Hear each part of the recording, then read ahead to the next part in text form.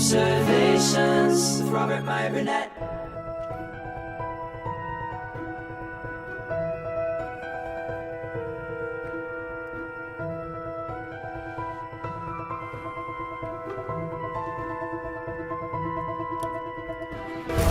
Well, greetings, imagination connoisseurs. Once again, it is I, your Duke of Dope Discourse, your master of fun and wonder, your viceroy of I can't even say it, verisimilitude, your sommelier of sci-fi and cinema, your archbishop of Banterbury, your chancellor of cheerfulness, your evangelist of the imagination.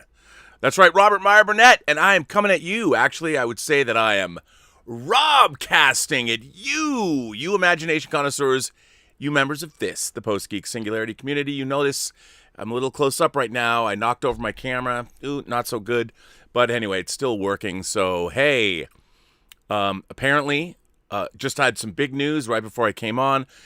Tango Shalom, that movie you've heard so much about, has been entered into the Los Angeles Independent Film Festival, which for us is a big, big deal, bringing Tango Shalom to Hollywood. Very excited about that. I'm sure I'll be talking about it more as things unfold. So it's exciting for us filmmakers to come home to Hollywood, to be in a festival here that is tremendous. So there you go. A lot of news dropped today about the Marvel world, the Marvel Cinematic Universe. First of all, I think all of our suspicions have been realized, or at least mine have, with the title of the new Spider-Man movie, which comes out Christmas holiday season this year, Spider-Man No Way Home. Apparently, we're going into the multiverse. Not that we didn't know that already. And I think what's very, very... First of all, how do we not all just respect... Let's just take a moment. Now, you can be all cynical. I can understand. Let's just get all cynical about the Marvel Cinematic Universe. I don't know why you would, because to me, the Marvel Cinematic Universe is the realization of childhood dreams, and it's being done so well. You can't really see him, but Thanos, he's standing right next to me. At least one iteration of him. When it's all done, I'll have 4 Thanoses. I don't know why, but I will. I've just been having so much fun over the last 13 years with the entire Marvel Cinematic Universe. My God, WandaVision, apparently the last episode 8 is going to be 48 minutes, which means it's like 10 with credits. But it's okay. I don't care. I'm there for it. I can't wait for these next 2 episodes of WandaVision. But as I suspected, WandaVision, Spider-Man, and Doctor Strange and the Multiverse of Madness are like getting a summer annual event. If you read comics, they would have the summer annuals come out, and there would be crossover events, and they would be outstanding. So, hey, I'm there for that. We found out that the title is Spider-Man No Way Home, which is great. That dropped today. But what's very interesting is there are 2 episodes left of WandaVision. There's this Friday's, and that will take us into March. And there is the final episode, which drops a week from Friday.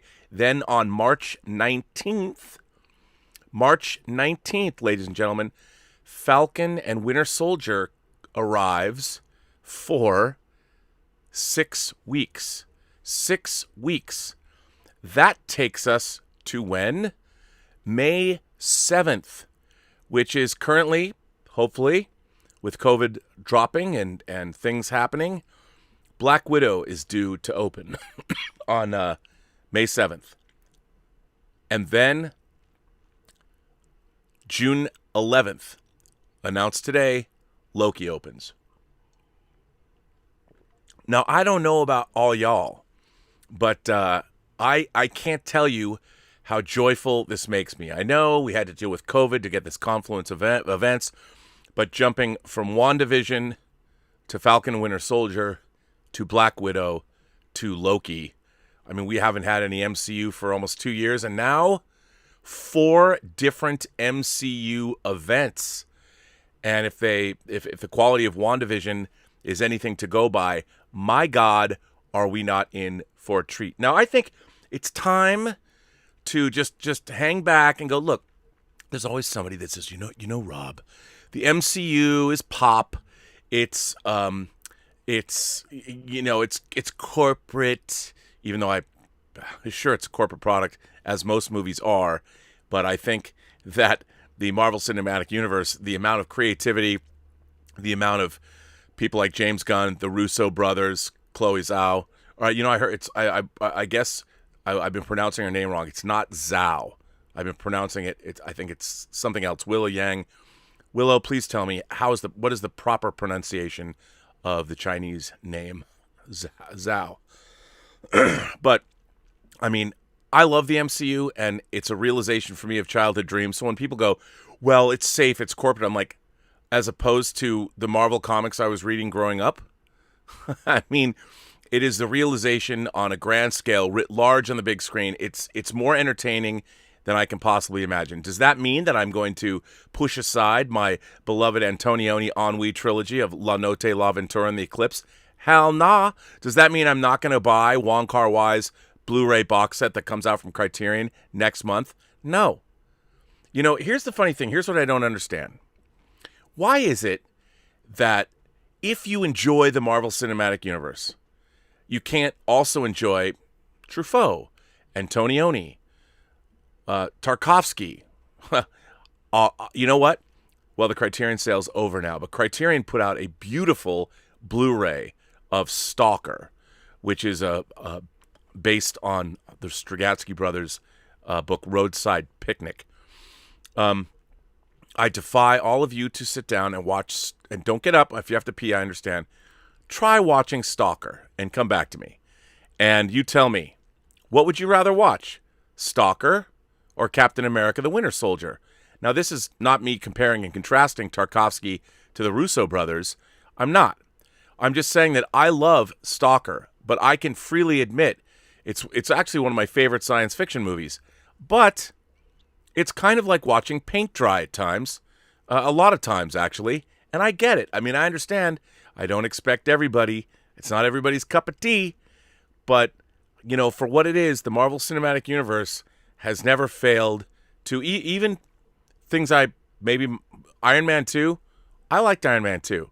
It might not be as great as Infinity War, but I still liked it. Yes, well, it suffers from setting up the rest of the Marvel Cinematic Universe, Rob. Yeah, I know it does. So, I mean, Mickey Rourke is playing a combination of Whiplash and another character. He uses his whips and slices a Formula One car in half at Monaco. I mean, what's not to love? Rhodey and Captain America, and Iron Man fighting back-to-back Justin Hammer's drones. Tony Stark drinking, tying one on. I mean, I know Thor: The Dark World. I would like to have seen a little bit more villain development, sure, but it's not perfect. So what? It's still monumentally entertaining, more entertaining than a lot of movies. But I'm telling you, it is very, very exciting to me to see WandaVision, Falcon and Winter Soldier, Black Widow, and Loki. And when you think about it, think about this. These are all basically, aside from Loki, who you could say is a big bad, but these are secondary characters that have been brought front and center. Vision and Scarlet Witch. Then we have Black Widow in her prequel film. Then we have, we got Falcon and Winter Soldier. Then we have Black Widow. And then we have Loki. It proves that, I'm just going to assume, based on their track record of 23 monumental entertainments in the movie theaters and one very entertaining show. We'll see if it sticks the landing. I'm willing to admit it might not stick the landing. Who's to say? But I'm willing to. I'm going to bet that the last 2 episodes of WandaVision are also hugely entertaining. I mean, I am giddy. I think it's fantastic. I can't wait to spend the next couple of months just gorging myself on the MCU. I'm still waiting for any Hot Toys announcements of any of the figures that are going to come out from any of these things. There are no WandaVision and Scarlet Witch figures yet. I mean, I already have the Vision. I don't need another Vision, but I really would like the Endgame long-coated Scarlet Witch. Can you hook me up? Kevin, Feige, buddy, Hot Toys, make it happen. What about Black Widow in a white outfit? Come on. Are we going to get that? Time Variance Authority Loki, maybe female Loki. We don't know. We don't know yet. Could happen. It's rumored. I don't know. I just want to have them. I'm very excited for this. I just cannot believe that we're getting, I mean, think about it. We're getting the Snyder Cut, which we get it on the West Coast on the 17th of March, 17th of March, and that would be at 11 o'clock at night. So that would be Wednesday, I believe. And the next day, we get Falcon and Winter Soldier. So you know what that means? It means I'm probably going to take the day off because I want to watch Man of Steel. Then I'm going to watch Batman v Superman, the Ultimate Cut. And then I'm going to roll right into the metalness of Zack Snyder's Justice League. Then I sleep. Maybe I'll stream. And then I get to watch first episode. Actually, they'll probably drop 2. Maybe not because it's only 6 episodes. But they might. You never know. I don't know how long it is. I don't think it's going to be a half an hour. It'll probably be longer. The next day, we get Falcon and Winter Soldier. And then, it has nothing to do with what I'm talking about. Then we get Godzilla vs. Kong. I don't know about you, but I, as an imagination connoisseur, this is like having a summer movie season back. Like, we've been sitting here locked down in Los Angeles, and now I find out a movie I produced is going to be at the LA Independent Film Festival, and I get to gore a movie I edited that I spent years working on is going to play in LA. I don't know if anyone I know is going to go see it. It might not be up their alley, but hey. And then, not only that, but then a few days later, Dota, Dragon's Blood, a show I've been working on with Ashley Miller and the very talented group of people that are making it, drops on Netflix. I'm just telling you. It is going to be a good next couple of months, which means I'm probably going to get hit by a bus or something. And if I do, you can all laugh at me about the irony of the universe, the indifference of the universe. You were right, Bob. The universe is indifferent. But man, am I excited about all of this. What's not to love? I mean, seriously, bruh. Seriously, not only that, you know, I was talking a little bit about this on Fully Articulated earlier today. And just to add to the cool things that are available, the stuff that is coming down the pike that I'm also excited for. This might seem strange to you, but look at this. A third party, that's right, is making a Robert De Niro figure from Godfather 2. I mean, if things weren't good enough, check it out. You know, I have a similar figure to that, but they're making another one. And my God, how cool is that? You know I love my Godfather figures. And it just goes along with all the other cool figures that are coming out, like my beloved Tony Leung is getting his figure finally, too. Look at this. Recreate the scene where the towel catches on fire. Don't do it really at home, kids. Don't do that, because that would be bad. But I'm just saying, man, things are damn good. Things are damn good. They're exciting. I'm tired of the bitching. Tired of the moaning. We're getting WandaVision. We are getting Falcon and Winter Soldier. We are getting Godzilla versus King Kong. We are getting the Zack Snyder cut of Justice League. We're getting Tango Shalom in movie theaters. Probably not, actually virtually. In Los Angeles. Then we're getting Black Widow. And then we're getting Loki. I've even got my sword sweatshirt. My Monica Rambeau sweatshirt. Not only to celebrate the Captain Marvel before the Captain Marvel, who is Monica Rambeau, but I've already got, I mean, this is the kind of WandaVision swag I get behind right here. And you know what? I'm telling you, I'm in the grips of an MCU-gasm?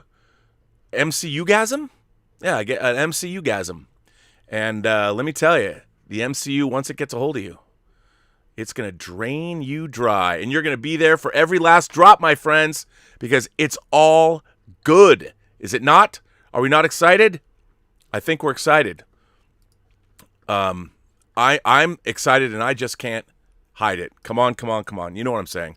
Anyway, that's really all I had to say about that. I just wanted to share my boundless enthusiasm for the MCU and what we're getting. I'm so excited. And then we got Spider-Man, No Way Home. You know why? Because he's in the multiverse.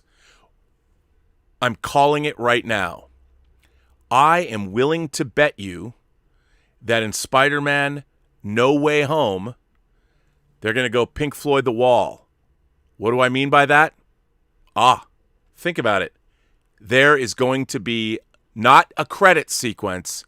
There is going to be a full-blown animated sequence in Spider-Man No Way Home. And I'll bet he crosses over with Miles Morales. Just saying. I know nothing. I've heard nothing. Swear to God, this is not me being... I don't know anything. I'm just assuming, because how fucking cool would that be? And after watching WandaVision, I'm thinking, why not have Miles Morales and our Peter Parker team up, at least for a sequence in No Way Home? Just saying, I think it would be cool. Again, I have heard nothing. Don't go report. Rob Burnett says, I don't know shit. I don't know anything about the MCU other than the fact that I like it. But damn, very, very excited. Very, very, very, very excited. But again, don't know anything about it. Don't know if that's happening. But if I was making Spider-Man No Way Home, I would put an animated sequence in it with Miles Morales. I would. So, anyway, I just thought I would bring that up. I'm going to start today with a letter from one of our moderators. I know, people might say that's self-serving. I don't think so. This comes from a warrior, a man who I knew before he was a moderator for me, Mr. Josh Rozowskis. Josh says, it took me a while to learn to pronounce that too. Hi, Rob and the Post-Geek Singularity. Yesterday, during Robservations 626, something happened that really upset me. You were attacked for being who you have always been. A man who accepts everyone and sees and appreciates the common ground that anyone can have with anyone. As anyone who isn't a new member of our community will know, I was born with cerebral palsy. Besides the physical battles that come with the condition on a daily basis, I've also struggled mentally my entire life. Facing every day people judging you as different and not being able to show what you're able to give in life. Seeing family members lose battles with addiction and a father who still has it and has been abusive in the past. As such, I've always done my best to find solace in creativity and naturally looking up to other creators and their own successes. Imagine my surprise and joy 2 years ago when I finally realized that the same Robert Meyer Burnett, whose name was on so many films and TV shows in my collection, the LOTR extended versions, The Chronicles of Narnia, The Lion, the Witch, and the Wardrobe, Extended Edition, Superman Returns, and Star Trek The Next Generation, is the same one I was watching every day working with John Campea, and he had his own YouTube channel. From day one of my being here, you have been nothing but good to me, encouraging me, though a computer no longer working, stopping my own videos, to recovering still from surgery. To today, now being a moderator and being able to help you directly. It's a dream come true, and I hope for the day when I may get the chance to video chat or audio phone call you and say these things to you directly. Well, we should do that, Josh. I know you keep trying to do that, and that I've been remiss. I've been buried under work, but I'm slowly coming out of it. Don't let one person allow you to lose sight of the good man that you are. Well, I appreciate that. Thank you. Lastly, thank you again for allowing me to help Alexis in the live chat every day, of course. What is Love surpassed 10,000 streams, and getting her to 100,000 will mean a huge next step in her career. As one of the very few people who aren't family to love me unconditionally, nothing in life would make me happier than seeing Lexi succeed and the world getting to hear her beautiful voice, and you're helping me to help her make that happen. Well, let's do a little bit more of that. This is a friend of Josh Rozowskis's. It's Lexi's song, and I'm going to put it into the live chat. So here you go. There you go. I love you, Rob, and thanks for everything. Josh Rozowskis. Well, Josh, of course. And of course I would. I have no problem helping you. That's kind of what this channel is all about. I'll tell you a story. When I was in college, I was at the Evergreen State College before I went to USC. I used to go in the computer lab because we were putting together a literary journal. Everybody in this one class I had was writing stories, and I was kind of the editor and putting it all together. This was in the early days of Macs. And in the computer lab every night, I used to see a friend of mine. Well, he wasn't a friend at the time, but he suffered from cerebral palsy, and it was what I would do with my fingers typing my papers, it would take him 10 times as long because of the way he couldn't move. Now, what people don't understand about, a lot of people don't understand about CP is it's not a mental issue. But because of the way it affects people's bodies, a lot of people frequently think that it is a mental issue, that some people are mentally impaired because of it. That wasn't the case here. And while he had a lot of trouble speaking, my friend was as vibrant mentally as anybody was, but his body, he was trapped. He was an intellect trapped. And the way I used to think about it was he was like Captain Pike in Star Trek in the Menagerie, but instead of, he could speak, but he had a hard time speaking. And the way he spoke also made people, let's just say, underestimate him. And so when we were in the computer lab, I just started talking to him, and it was clear to me that he mentally he was as with it as anybody. So we would just talk at night. And then when I would see him on campus, I would always come up to him and go, "Hey man, what's going on?" And we would talk. And I noticed that a lot of people did not talk to him. And when my college roommate went off to Europe to take pictures of gargoyles on churches, I swear to God, that's what he did for a whole. Chuck Bender, who, by the way, was one of the producers on Steven Soderbergh's Solaris, he left. He was my college roommate. So I had no other roommates. And at Evergreen, we were living in dorms because there's no frats or anything like that. And I got a call, and I was asked by the housing department of the college if I would come be my friend's roommate. And it was, so I did. So for a quarter, we had 3 quarters, I was his roommate, and I was able to witness firsthand the struggles that he went through on a daily basis. The things that I just took for granted was a huge chore. And I took him to the mall or something, and the looks that he would get, the treatment that he got from people was, to be frank, horrific. I understand people don't get to know somebody. They don't understand the situation. They only see what they see from the outside. And it was very illuminating, and it was very heartbreaking at the same time. But his name was Brian, by the way. And the life that he led, I had so much more respect for him. He was in college, and I heard that he got a state job after graduation. We didn't keep up. I don't know what happened to him, but I did spend that time with him, and I saw firsthand what he went through. And the man was a warrior, just as I'm sure you are. You were dealt a bad hand, and what are you going to do? You're gonna be depressed or no? You have been a vibrant contributor. You're to not just this community, but to your own community. No one, I think, is anyone. Maybe John Campy is a bigger wrestling fan, but I don't think so. And you're still interested and vibrant and engaged, and I admire the hell out of you. So the feeling, sir, is mutual, and it is incredible to have you as a moderator here, and it means a great deal to me. And it just goes to show you that, that's why we have to give everybody a little bit of leeway. And why don't we get to know people a little bit before we decide to burn them all at the stake or make decisions about how we feel about them or pillory them for whatever reason. I think everybody should just take a breath and try and understand your fellow people on this planet. Because remember, there's only one of each of us, and one of each in the entire infinitude of the universe. And that means that every single person has some kind of worth. And because there's no one else like them. And we forget about that, I think. So, yeah. David Kukul writes in and says, "Hello, Rob. You've always received amazing letters. But those read aloud during your last few shows have been particularly notable due to their intensity and thought-provoking nature. People writing for the first time. People writing for their last time. The nature of art and art appreciation, and people taking you to task, as you put it. You have kindly read my past letters, one of which discussed the life lessons offered by Star Trek. Fictional stories are not the only source of education in our media-obsessed world. Without meaning to be sycophantic, I suggest that your show can teach us all a few things.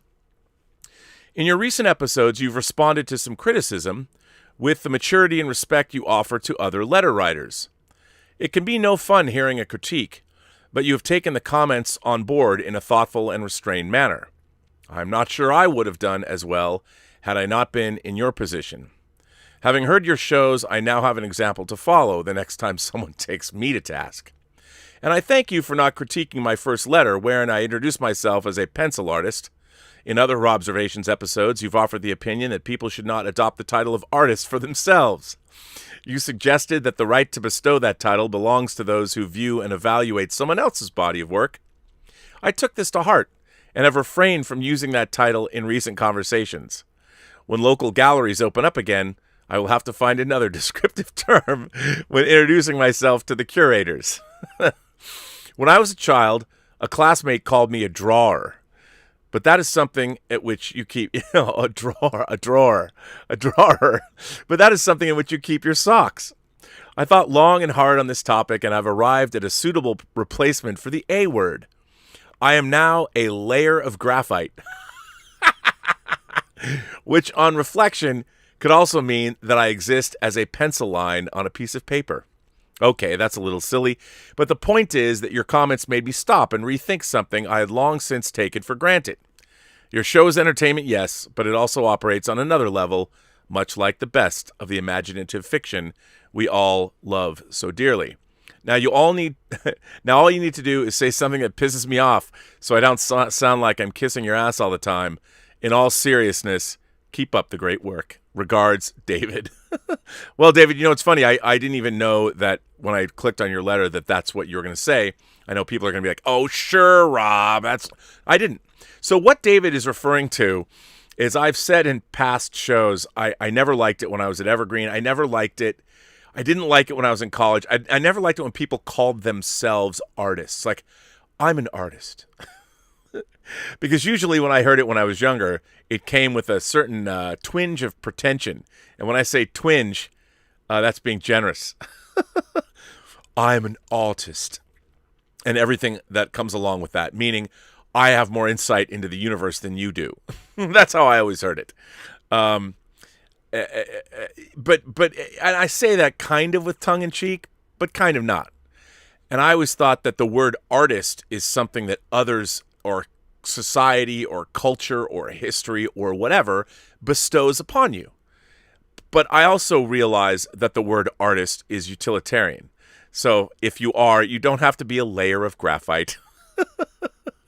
I think calling yourself a pencil artist would be fine, especially if you work in comics. It's just an easy way. It's an easy thing that everybody understands. Now, I don't mean to, like, my girlfriend Elizabeth is an artist. She's actually going to art school. I think of her in my mind when I think about what is Elizabeth. I think of her as a fine artist. And I don't mean she's fine. She is.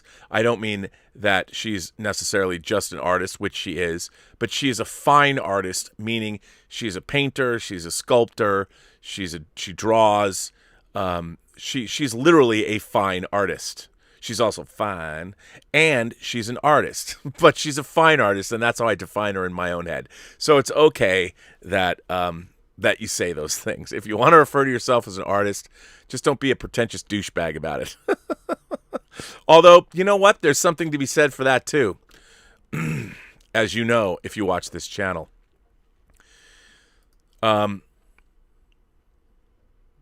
Let's see.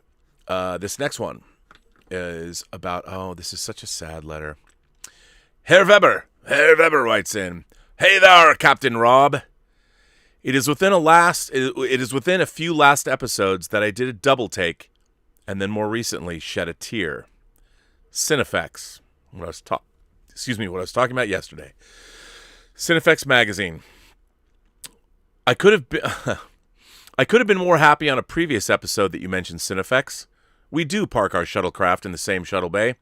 Back in the early 80s, my father, sister, and I took a road trip from LA to Chicago.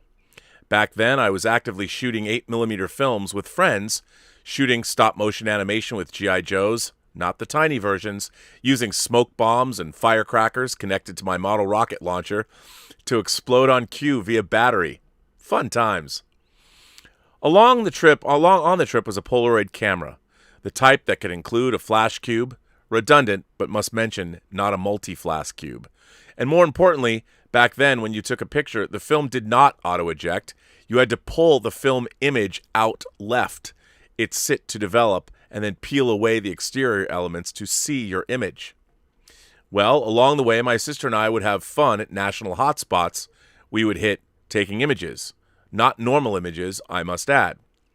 This all came to a head as we were at Universal and waiting to enter and see the Conan show.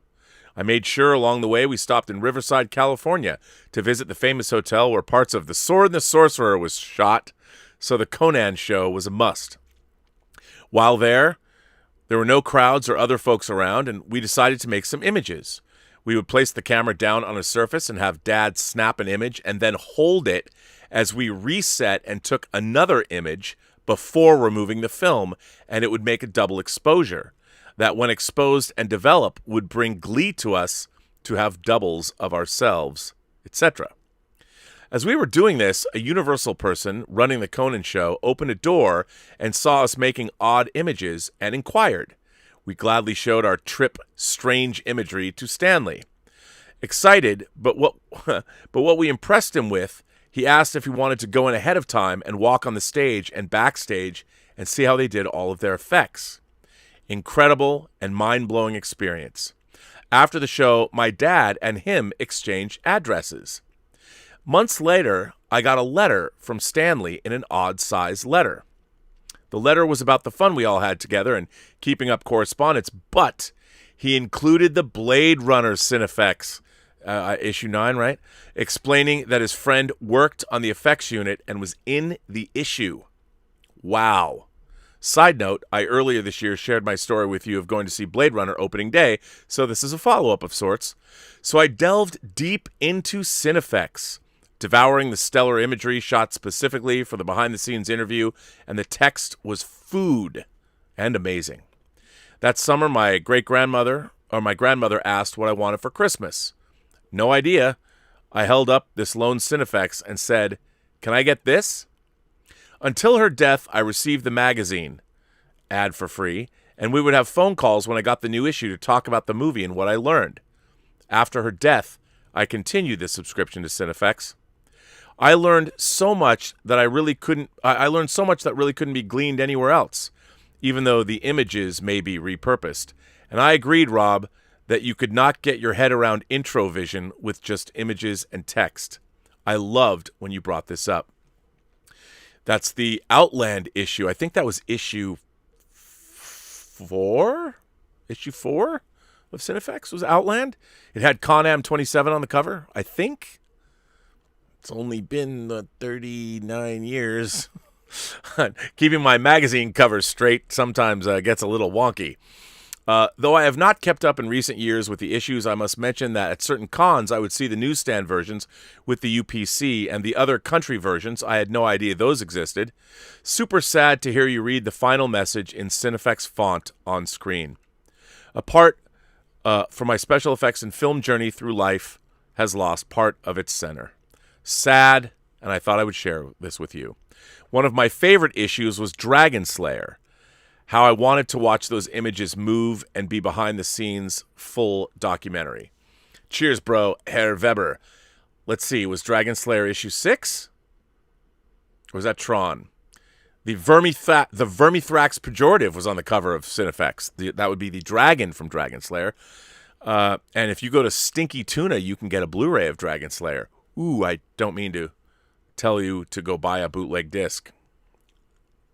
But, hey, if Paramount won't put out Dragon Slayer, and they put it out, so what if it's a rip-off Amazon Prime? It's still out on Blu-ray. Thank you, Stinky Tuna. Anyway, what a great letter, Herr Weber. Thank you so much. Yeah, the thing about Cinefex is it's not a magazine you would read once. You would get the Cinefex, and I read those over and over and over again. And because of the, well, I can't. So I got this box here. Here, let me see what I can grab here. I'll just grab it. This is what we're talking about. I don't know which issue I bought. I just got I think here you go. This is issue Cinefex 46. Actually, there's an article about Rick Baker. So like here, for those of you who don't know, here's Cinefex. Here's the cover. This is issue 46, and this is an article on Rick Baker, and you can see how it's this digest size, and there's only 3 articles in this issue. And for instance, there's a lot of work that Rick Baker did. Gremlins 2, like if you look, let's see what's a good. Like they have these, there's a lot of behind the scenes pictures in here.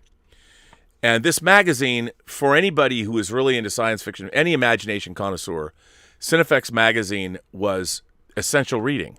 Even if you didn't want to be a filmmaker. I mean, there was so much information about how movies in general were made and the decisions that were made. It really was an essential purchase. And yesterday I reported on the fact that Cinefex has published its last issue. By the way, I did not have the last issue of Cinefex, so I went to their website, and their website is cinefex.com, and I ordered the last issue of Cinefex, which is a cover with The Mandalorian. And there was a few other issues I missed, apparently, over the last year that I picked up as well. So go to cinefex.com. A lot of their issues aren't available anymore. I think all of their issues are available online, but, get yourself a hard copy. It was one of the great magazines, and it inspired for 41 years. Their first issue was, of course, Star Trek The Motion Picture cover. Their last issue is The Mandalorian. So if you're interested, go. Now that there is never going to be another one, go pick one up. So what a great letter. Thank you. Dean Mikitich, longtime member of the Post-Geek Singularity, writes in and says, "Hi, Rob and the Post-Geek Singularity. Over the last few weeks, you've received letters from members of our community that have said they are leaving due to disagreeing with your political views and also willingness to work with people that are portrayed by the media as the devil himself. It is true that there has been political posts and disagreements on the Post-Geek Singularity Facebook page in the last few weeks, and the mods do the best job they can to keep things civil. Now, politics should not be in our community, but like it or not, it does seep into the stuff we love, whether that is the actions of actors, directors, producers, writers, etc., or some external event that affects the stuff we love. It is there and it will always be there. We are individuals and not sheep following the shepherd around. Are you not? No, I'm the shepherd. So each of us will have different views. Can I say to those that are looking to leave, or at least think about it, by leaving, you will be doing a disservice to yourself and the community. We need both sides of the political spectrum to make this community truly great. We are all here because of our love of our fandoms. That is what unites us. On political subjects that affect our fandom, is it not better to have both sides sit and talk it through in a civil way? This way, we can come to an agreement that will improve our community for the better, not just for one person, but for all. If anyone that has the same political views was to leave, would the Post-Geek Singularity not just become another echo chamber?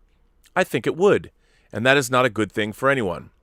Rob, you have stated that you are willing to work with Ben Shapiro, and this has offended a few members. I see nothing wrong with wanting to do that, and my political views are not the same as his. This does not make me a lefty or a righty. If you're wondering which side I vote on, it is the lesser of 3 evils at the time of voting. As Shapiro is not a well-known name here in the UK, I don't know much about him, and I've only seen a few videos. Some of what he says make him come across as a complete and utter jackass, but other things he says make perfect sense. That's basically the way I feel about him. But the one thing I've noticed with him is that he's happy to work with anyone, no matter what side of the aisle they're on. Is that not a good thing? To me, it looks like he's trying to make his own version of the Post-Geek Singularity where all are welcome and make the films they want to make. So if members of the PGS still want to leave, remember, we will still be here and we will welcome you back with open arms, and together we can make our community the best it can be. Thanks and long life, Dean Mikitich. Well, Dean, that's a great letter. Look, obviously, as you might know, I totally agree with you 100% on that. Here's what I don't understand, though. Here's what I don't understand. A lot of what we love, a lot of the things that we love in the Post-Geek Singularity are, in fact, political. Captain America, the Winter Soldier is literally a movie about surveillance. and how state-sponsored or Hydra-sponsored surveillance should work. These are questions that we all should be preoccupied by. Now, I think politics, what is Star Wars? Star Wars is about a rebellion against an empire.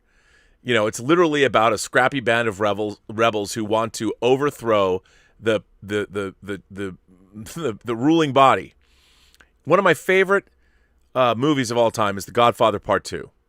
And in it, there's a great moment where Michael Corleone has come to Cuba not knowing that this is the last night Americans can do business in Cuba.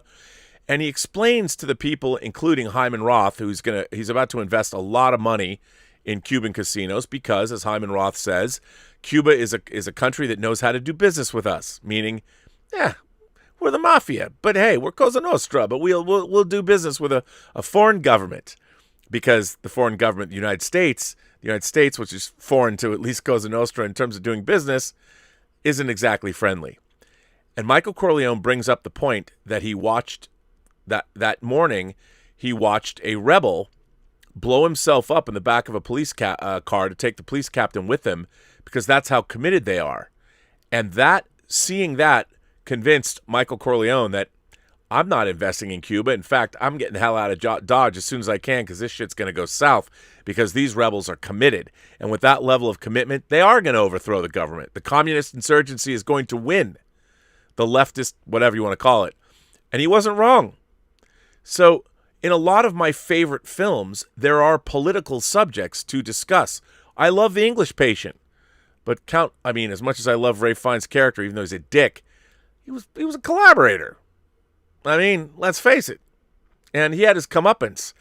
But there are political events in so many movies, Cold War movies, everything. But I think that what people really mean when they say that they don't want to get political is they don't want their own personal politics to spill out into these things. Like if you supported President Trump and you didn't want to have an argument with somebody about whether or not you should be supporting Donald Trump in a message board about the Marvel Cinematic Universe.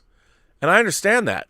I honestly don't think that's really productive, because like I've told the story about, my mom, surprisingly, shockingly to me, told me that she was going to vote for Donald Trump in the election. And I thought, wow, an old Jewish lady's going to vote for Trump. And she explained to me why, and her logic was sound. And I could say, but, I had a conversation with a friend of mine. And he's like, your mom should. And I'm like, look, in her reality, under the Trump administration, her money, that was the only thing she had left to live on. It's not like she can't go to her dad and borrow money. He's long passed away. So the fact that her stock portfolio and her mutual funds, and they grew under the Trump administration, was something that my mother said. She explained this to me, and she's like, that's pretty much the thing that occupies my mind, is that will I have enough money? And the thing is, my mom, she's 81 now. My grandfather lived to be 97, and he was a vibrant member of the community, golfing, exercising, driving at that age, that my mom's thinking, I got to make sure I'm going to live for 20 more years. And if I can I take care of myself? So I understand that. I get why people don't want to get into those kinds of conversations. But I do think the discussion of political subjects, such as surveillance, oversight, like what is governmental oversight? Should the big tech giants be broken up? I think those are definitely science fiction and imagination connoisseur conversations that we should have. And I think we should be able to have these conversations within the context of being members of the Post-Geek singularity. I don't mind if somebody believes something, even if it's the opposite of what I believe. If I know that these people, like, here's the thing about Ben Shapiro. I might not agree with a lot of what Ben Shapiro says. However, there are things that I do agree with. But the thing about Ben Shapiro is he knows exactly why he believes what he believes, and he can articulate it. Now, you might not agree with him, but he's somebody that understands his belief system. And I respect that. I respect that. Now, I know someone's going to say, well, Rob, there's been a lot of dictators and horrible, monstrous people who caused the death of millions that also believed in what they thought they were doing. Look, anybody that thinks that human beings are expendable in any way, shape, or form is somebody I am diametrically opposed to, for the reasons that each one of us is precious. And I say precious because as a universalist, I think in the infinitude of the entire universe, there's only one of each of us. That's why Dr. Manhattan went back to Earth. That's what Dr. McCoy was trying to tell Captain Kirk during Balance of Terror. This is a fundamental, foundational belief that I have, that we all of us as human beings have worth and value. And if someone starts to denigrate other human beings in that way, that's where we part ways. This one comes from Scott K. Scott K says, "Dear Rob, short letter today. Can't read it. Short letter today regarding something you brought up in a discussion regarding the differences between Star Trek and Star Wars. I like both, but I'm definitely on the Star Wars side of things, and there certainly are big differences between the two franchises. I do see Star Wars as sci-fi fantasy or soft sci-fi, but I wouldn't go so far as to say anything goes. Given the space setting set in our own universe, for me, I think some degree of verisimilitude and common sense should apply. With that said, you had mentioned something along the lines that Star Trek represented what humanity's possible future could be, while Star Wars more represented a fantasy tale that never was. As I said before, Star Wars had a big impact on my life. It led me down a path to become an aerospace engineer." Bruh. Do you know Monica Rambeau? And it also helped me develop my love of physics as I tried to figure out how everything could work. I always thought the tech was much cooler than other sci-fi universes, and it made me think, how can we make this stuff possible in the future? Though there are a great many fantasy elements in there and it's set in the distant past, it still represented, for me at least, a hope for the future. Also, like you mentioned, with respect to the overall breakdown of the population, in my field, I find the same pattern. Many more of my colleagues were inspired by Star Wars and others over Star Trek. Now, I do think the tech of Star Trek is cool as well. I am definitely not a pessimist, but I think the idealistic human behavior of the various Star Trek characters made things feel less realistic to me. Whereas human behavior and the great diversity of human cultures in Star Wars look like something that could actually play out. That's interesting. Therefore, for me at least, I always thought elements of both Star Trek and Star Wars were possible future outcomes for humanity, despite the heavier fantasy influence of the latter. Wow, that's really interesting. I think you're the first person, Scott. I've been listening to people who were inspired to go into STEM careers, my whole life, but I've never heard of somebody that became an aerospace engineer because of Star Wars, but that's fascinating. I think a lot of the difference, too, is that when Star Trek first went on the air in '66, we were in the middle of the space race. John F. Kennedy had delivered his mandate to land on the moon in that decade because it is hard, and it was happening. Mercury became Gemini, which became Apollo, and in '69 we landed on the moon for the first time. And I think that, coupled with Star Trek's future, inspired a lot of people to go into that direction, especially throughout the '70s when Star Trek was in strip syndication. Unfortunately, I'll tell you something. I'll tell you exactly what I think about what you said. We allowed our space program to peter out.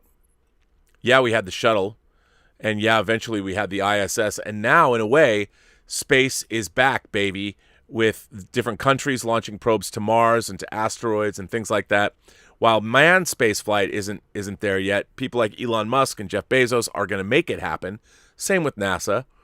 But I think that there's a reason why Star Wars inspired you, because for a lot of the time, especially in the 80s and the 90s and the aughts, there wasn't a whole lot of real space going on. And certainly Star Trek was more of a, when it was coupled with the actual space program, when Star Trek first debuted, it was parallel to us landing on the moon. I mean, those two things are a very potent, heady mix. But we didn't have that anymore. And I think Star Wars, absolutely, for the last 40 years, has sort of carried the torch. It's set in space. It's a diverse, wondrous universe. That's not to say that Star Trek wasn't there. But the thing was, Star Trek had its beginnings with an actual space program happening around it. And I think, look, and Star Wars is, frankly, it's just more popular. More people watch Star Wars. Star Wars is a 4-quadrant thing. These days, I don't think kids are watching Star Trek the way I watched Star Trek when I was I was a kid, so it doesn't surprise me at all that Star Wars inspired you to become an aerospace engineer. So the question still remains, are we going to see you on WandaVision on Friday night? Anyway, Scott, I want to thank you for writing in. What a great letter. Thanks very much for that. I appreciate that very much. So, yes. Now, you know what? I'm going to dive right into it, because why not? I promised you, one of our favorite letter writers, a foundational member of the Post-Geek Singularity, our own Willow Yang, is back with her take on DS9's Far Beyond the Stars. And by the way, if you want to hear more of Willow Yang's thoughts, you can go to the Burnettwork.net website and find her on our column. Well, we turn her letters into a column, Willow Talk. Greetings, Rob. I am writing my thoughts on Deep Space Nine's Far Beyond the Stars. To give a quick recap, Sisko has a vision, seemingly from the wormhole aliens, in which he is an African-American science fiction writer from the 1950s by the name of Benny Russell. His crewmates and various other people in this life also appear in the vision. Kira, Quark, Bashir, O'Brien, Martok, and Jadzia are his co-workers at the magazine company Incredible Tales, with Odo being the editor. Dukat and Weyoun are two policemen. His father Joseph is a preacher, and Jake is a young delinquent named Jimmy, and Cassidy is still his girlfriend. Throughout the vision, Benny experiences and witnesses racial discrimination, including a fatal encounter between Jimmy and the police. After seeing a sketch of a space station, he imagines up the world of Deep Space Nine, which of course has a black man, Benjamin Sisko, as the main hero. He writes the story, but the magazine owner refuses to have it published and fires Benny from the company.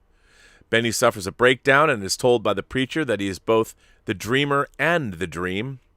The vision ends, and Sisko wakes up and wonders whether his reality is actually all a dream, and that somewhere far beyond all those distant stars, Benny Russell is dreaming of them. The end. Far Beyond the Stars is quite distinct from anything that I've seen from Star Trek. There have been plenty of instances where the characters go back to an early period in American history, but even ones that involve characters that are considered racial minorities, Times Arrow for instance, the stories have never delved into the racism that has stained humanity's past. There have been plenty of episodes that dealt with racial and other forms of discrimination. Let That Be Your Last Battlefield, The Outcast, the entire occupation of Bajor by the Cardassians. But these stories do not involve humans. Rather, human issues are cloaked in symbolism and allegory. When it comes to humans, Star Trek has typically taken the approach of having non-white characters without drawing attention to their ethnic or racial backgrounds. Characters like Sulu, Uhura, Geordi, Bashir, and Keiko are treated largely the same as their white counterparts. At the most, there may be a reference to Uhura knowing Swahili or Keiko having a memory of watching her grandmother doing Japanese calligraphy. On the few occasions that race does get brought up, such as the Native Americans in Journey's End and how Voyager has sometimes dealt with Chakotay's character, it feels rather jarring and out of place in the 24th century setting. Far Beyond the Stars is one of the few occasions where Star Trek chooses to abandon allegory and tackle a social issue head-on. The one major critique I have for the episode is that there is no clear explanation for the whole setup. It is left ambiguous as to why Sisko received the vision. We only know that it was from the so-called prophets, but we don't know why they did it. This can be contrasted with The Next Generation's The Inner Light, which had a somewhat similar premise of the main character, this time Picard, living as a different person in a vision, but provided a much more concrete and satisfying reason for it. The aliens wanted him to carry the memories of their culture. Of course, I do understand that not everything needs to be explained away, and there are many people that are probably perfectly satisfied with what we got from Far Beyond the Stars. I personally, however, just wanted a bit more, and I found the ending, with Sisko musing over the possibility all of DS9 being just a dream, to be a bit of a cop-out. Having said that, I really enjoyed the episode. I got a huge kick out of seeing all the characters out of their usual makeup, and the actors out of their usual makeup and the prosthetics as they played human characters. I wasn't able to even recognize Mark Alamo and Jeffrey Combs after having grown accustomed to seeing them as Dukat and Weyoun respectively. Avery Brooks, who was apparently also the director, gracefully carried the episode on his shoulders with a rather nuanced performance of a man quietly enduring the constant battery of abuse from an unjust society until he has finally reached his breaking point, upon which he bursts in an explosion of raw emotion. The remaining cast members also did a commendable job in their new roles, some of which were similar to the characters they typically played in the series. Ducat and Weyoun as the two racist cops, and others very different, Quark as an outspoken liberal. Even though Far Beyond the Stars was made more than 20 years ago and largely set in the 50s, the social issues being presented still, depressingly, resonate today. I thought it was a rather daring move for DS9 to not hide behind the usual guise of allegory.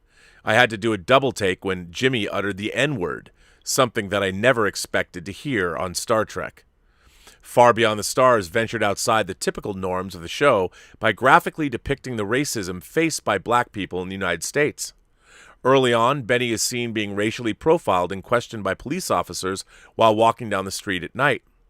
Toward the end, the two officers shoot and kill Jimmy while he was breaking into a car and then claim that their use of deadly force was justified because Jimmy had a weapon, a crowbar. How familiar does this sound today, 70 years after the story's setting and 20 years after the episode's creation? Readers of Incredible Tales will accept a story about aliens from Mars, but a story about a black captain is just too far-fetched. And throughout it all, Benny is told to be patient, to accept the way things are. "I'm sorry, Benny. I wish things were different, but they're not," the editor tells him after he was excluded from the company's photo shoot. But, as Benny notes, wishing never changed a damn thing. And the apex of the story, after he is once again told to stay calm, to accept the status quo, Benny explodes with, "No! I'm tired of being calm. Calm never got me a damn thing." That line and the sentiment behind it still very much reflects the anger and frustration that many are feeling today. Perhaps it's a testament to how well the writers are able to predict current issues. Perhaps it's a searing indictment of how incremental our progress has been. But Far Beyond the Stars holds up and remains a highly relevant story to this day. Live long and prosper, Willow Yang. Well, ladies and gentlemen, boys and girls, gentle beings, kind souls, this is why we love Willow Yang. You know, she's often said that she wants to be a writer, even though she's a molecular biologist, but I think she can do both. Michael Crichton he was a doctor for a while, but then he became a novelist, a film director, and a TV producer. So, Willow, I think you can pretty much do anything. This one comes from Keith O'Neill. "Hey, Rob. With us getting closer to Zack Snyder's Justice League being released, yes, I can't help but notice it seems like the Superman fandom has a notable split. As I watched Superman and Lois, I took to Twitter to see what the reaction was to the show, and I couldn't help but see some people, I emphasize some, because I don't like people who exaggerate and say everyone, using it as an opportunity to dunk on Zack Snyder's version of Superman with stuff like, 'See, Zack? That's how you do Superman,' or 'This is the best live-action Superman ever,' yada, yada, yada. I like Henry Cavill as Superman. I thought he was outstanding in Man of Steel and all the films he's been in. I'm not a fan of the CW version of Superman, but if others like it, okay, fine. And yes, I know people on the Snyder side of things are guilty of it too. But do people have to tear somebody down to build someone else up? Can't we all just get along?" Your thoughts. Thanks, Keith. Well, first of all, for those of you who don't know, Superman and Lois did, in fact, debut. And I have to tell you, I really liked it. I thought it was a terrific version of Superman. And immediately it changed something, made something that... Superman stories are inherently hard to make relatable. What do you do in a Superman story to make it different? Well, what they did was they gave Superman and Lois two teenage sons. And in doing so, the idea that Superman is an absent father, which is something that was being dealt with in Superman Returns, I would say in this, maybe even more so. I thought it was a fascinating take on Superman, and to see that both of his sons may or may not have powers or manifest powers, that he's going to have to be there for the first time and help his sons along with the same thing that he had to figure out when he was a kid. And that's what Jonathan and Martha Martha Kent helped him do. Now, what I find so strange, I guess because I don't really do this in my own mind. When I read a Superman story or watch a Superman movie, I don't immediately compare or contrast in my mind. I know people say, well, Rob, how can you not? I don't. I've learned long ago. I mean, I completely compartmentalize that. If I watch a Superman story or a Star Trek movie or an episode, the episode in my mind stands alone. I'm like, okay, I understand. I mean, I'm a fan of the universe. I get it. I've been reading Superman stories since I was a kid. A lot of the Superman stories I read when I was a kid were too goofy for me. Superman in the 60s and 70s, there was some goofy shit going on, and I wasn't a big fan. You know, even as a kid, I'm like, what is this shit? I don't want to. This is bullshit. But I think that that nowadays people are comparing and contrasting every Superman story to whatever their favorite iteration of the character happens to be, and I'm not that way. Honestly, I'm just not that way. I don't do that. I don't come at it from that position. So I understand the Superman mythology, and knowing that, Superman didn't used to fly. He literally could only leap tall buildings at a single bound. The flying came later. A lot of things came later in the Superman mythology. So whenever I watch a new Superman story, like Zack Snyder's Man of Steel, for instance, I take it on its own terms. And, you've already got the Superman mythology, and this idea that you're going to compare and contrast. I mean, there are a lot of people that aren't digging Snyder's take on Superman. I always liked it from the get, and that's why I'm so excited to see. I mean, my problems with Batman v Superman were I would love to have watched more of Batman v Superman themselves. Ideologically, I would have seen their battle be fought. I would have rather seen Clark Kent and Bruce Wayne go at it, and Superman and Batman go at it, personally and professionally, whether it was in the news or it could have been. But I understand they needed. Where is that going to lead? They can't have a knockdown, drag out fight, really. I mean, as much as Batman could wear that armor, but still, they had to throw in Doomsday, And I just thought they didn't need that. I would have made it a little different. I understand why they did all that. They needed Superman to have a super battle with somebody, and in Zack's vision, he was going to make 5 different films that took us on this journey where Superman was being forged for the first time. And I guess I always understood that I'm watching a movie where Superman's trying to figure out what the hell he is and what he's supposed to be doing. So there was never a point in Man of Steel where I thought, this is actually Superman. This is a guy that's basically doing his super internship and trying to figure out how the company that he's going to belong to does business. That's the way I've always seen it. And when I watched Superman last night, I thought it was really great. I liked the tone of it. And for a CW show, which I'm not a fan of all the goofiness, I like the CW shows, but they're goofy. They're almost the equivalent of those Superman comics. Not so much, but they're less mature than I would say like. And I thought they did a really good job. Superman went from being a jobber Superman, as John Campea likes to say, to being a Superman that is somebody I could identify with. And I thought they really did a really nice job, and I hope they can stick that landing. We'll see. But I agree with you. I think it's interesting that I mean, as a fan, I've watched all kinds of movies from all over the world, and I like different versions of things. Some versions I like better, but that doesn't mean it's strange to me. Like, if I don't like a particular version of something, that doesn't mean that I'm going to necessarily like, for instance, I don't like the approach to Star Trek over the last 12 years. But it's not because I don't like the approach of Star Trek as opposed to liking a different approach to Star Trek. In my mind, it's Star Trek is a certain kind of a thing. And when they're not trying to make that kind of a thing, whereas they're trying to make it different. They're trying to turn Star Trek into a more action-oriented franchise, which it isn't. So they're fundamentally trying to change it, where I would say that Superman, especially Man of Steel, is playing a lot of the same beats. It's just those beats they're shifted more from the superhero realm into more of the science fiction realm, if that makes any sense. So they're trying to bleed the more fantasy elements out. I mean, it's silly to say that when you're talking about a superhero, but they're trying to set Superman firmly within the real world. And I thought that was really interesting. They kind of do that in Superman the movie, but then all the Gene Hackman stuff becomes movie stuff. You're leaving the real world and you're going into a caricature of the real world. The Gene Hackman as Luther, as much as I love him, he's a movie person. You know, he doesn't act like a real person, if that makes any sense to anybody. And I think that's the difference. And I really enjoyed the tone, overall, the tone of the CW Superman. I thought it was really interesting, Superman and Lois. And I can't wait to see where they end up taking it. I'm really excited. We shall see where it goes. I want to thank you for writing in. The lovely Emma Bannon is here. Emma Bannon has written a letter about, well, I'll leave it in her words. Psst, hey Rob, I thought I'd tell you about Sneakers.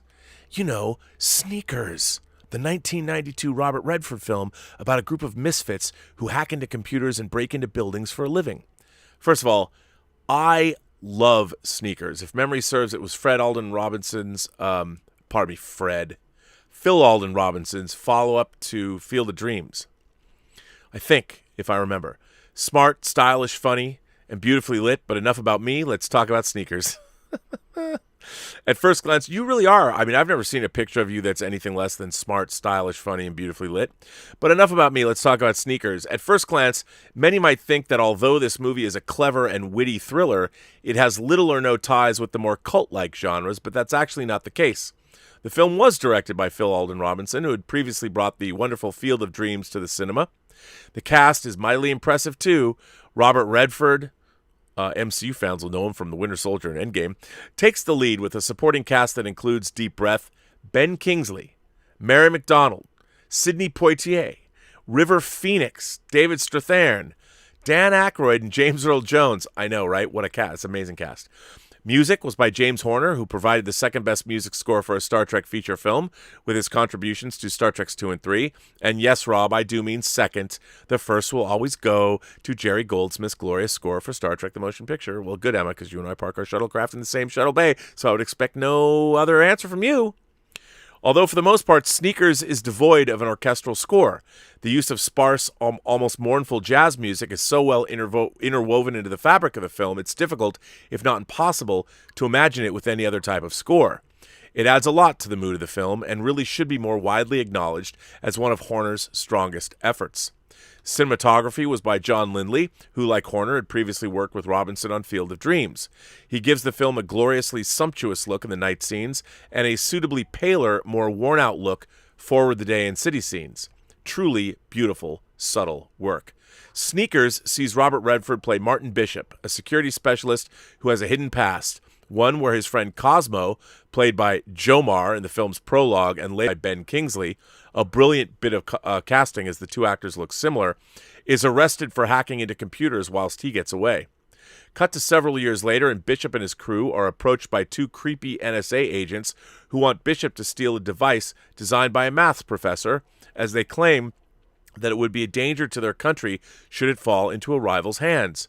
Sure enough, Bishop and his crew get a hold of the device and then realize that the NSA agents have not been entirely truthful as to what the device can do. As Martin goes to the exchange, his friend and colleague Creasy, a former CIA agent played by Poitier, discovers that the professor has been murdered. After that, Bishop faces not only having to stop from being killed, but also clear his name of a murder he did not commit and avoid going to prison for his old crimes. The film plays very much like a cross between the U.S. series Leverage and the Mission Impossible film series. A slyly witty film with a suitable mixture of sneaking and a modicum of action, it's perhaps a little slow for modern audiences. After all, it's an hour into the movie before the pace really picks up, but it's so brilliantly shot and played by such a great cast that I was more than happy to see Robinson take his time to tell the tale. Indeed, it's because that takes a while for the film to unfold that the finale is so satisfying. The dialogue is strong with some particularly great exchanges between Bishop and Cosmo. There's a war out there, old friend, a world war, and it's not about who's got the most bullets. It's about who controls the information. What we see and hear, how we work, what we think, it's all about the information. The film had a budget of $23 million, approximately $42 million in today's money. It took just over $10 million in its opening weekend, about $19 million nowadays, and went on to make $105 million worldwide, or $196 million today. So, okay, maybe not quite endgame proportions of profits, but certainly still a sizable enough hit. It may not be everyone's cup of tea. The pace may be an issue for some. David Strathairn's blind character is a little too on the nose, and the finale does end in explosion. And the finale does not end in explosions or a CGI slugfest. But for me, at least, these are very minor quibbles.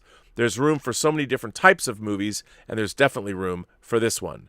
If you can take your time and like a smart script combined with a stellar cast, then I think you'll be rewarded. Even now, some 28 years later, the film still looks great. The cast are still brilliant, and Sneakers is definitely worth seeing. As far as I know, it isn't available on 4K, but it is on Blu-ray and worth picking up for all you physical media lovers. Well, Emma, a great letter, a great appreciation of the film. I have to tell you, I agree. I love Sneakers. I saw Sneakers in the theater, and I was fascinated by it, and I found the ending to be quite satisfying. And it is a great film, and I really do enjoy it. I'm sorry it didn't. I mean, what a cast! I'm sorry it didn't do better than it did, because I think it deserved more.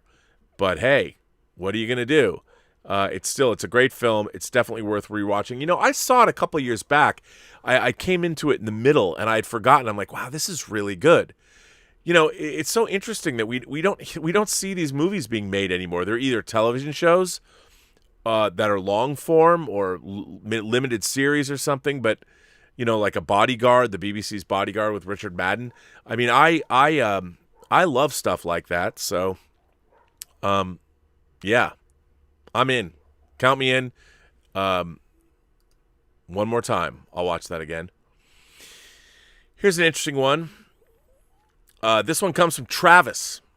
Dear Mr. Burnett, I wanted to start by saying how much I respect you and your opinion on nerd and geek culture. I might not always agree with you, but I cannot deny how well crafted your opinions are. I'm writing you to voice my frustrations with Hollywood and their attempts to seemingly kill fandom. I am a huge Marvel, DC, and Star Wars fan, the George Lucas version. I guess I'm just looking for advice on whether to continue to support these properties that are controlled by individuals that seemingly hate their fans. I'm mainly talking about Star Wars in that the decisions Lucasfilm has made of late are causing me to question if I can still support the product. I'm still excited for everything Jon Favreau and Dave Filoni have planned, but everything else seems to be driven by identity politics. Between that and their employees attacking fans online, I feel I can no longer support them.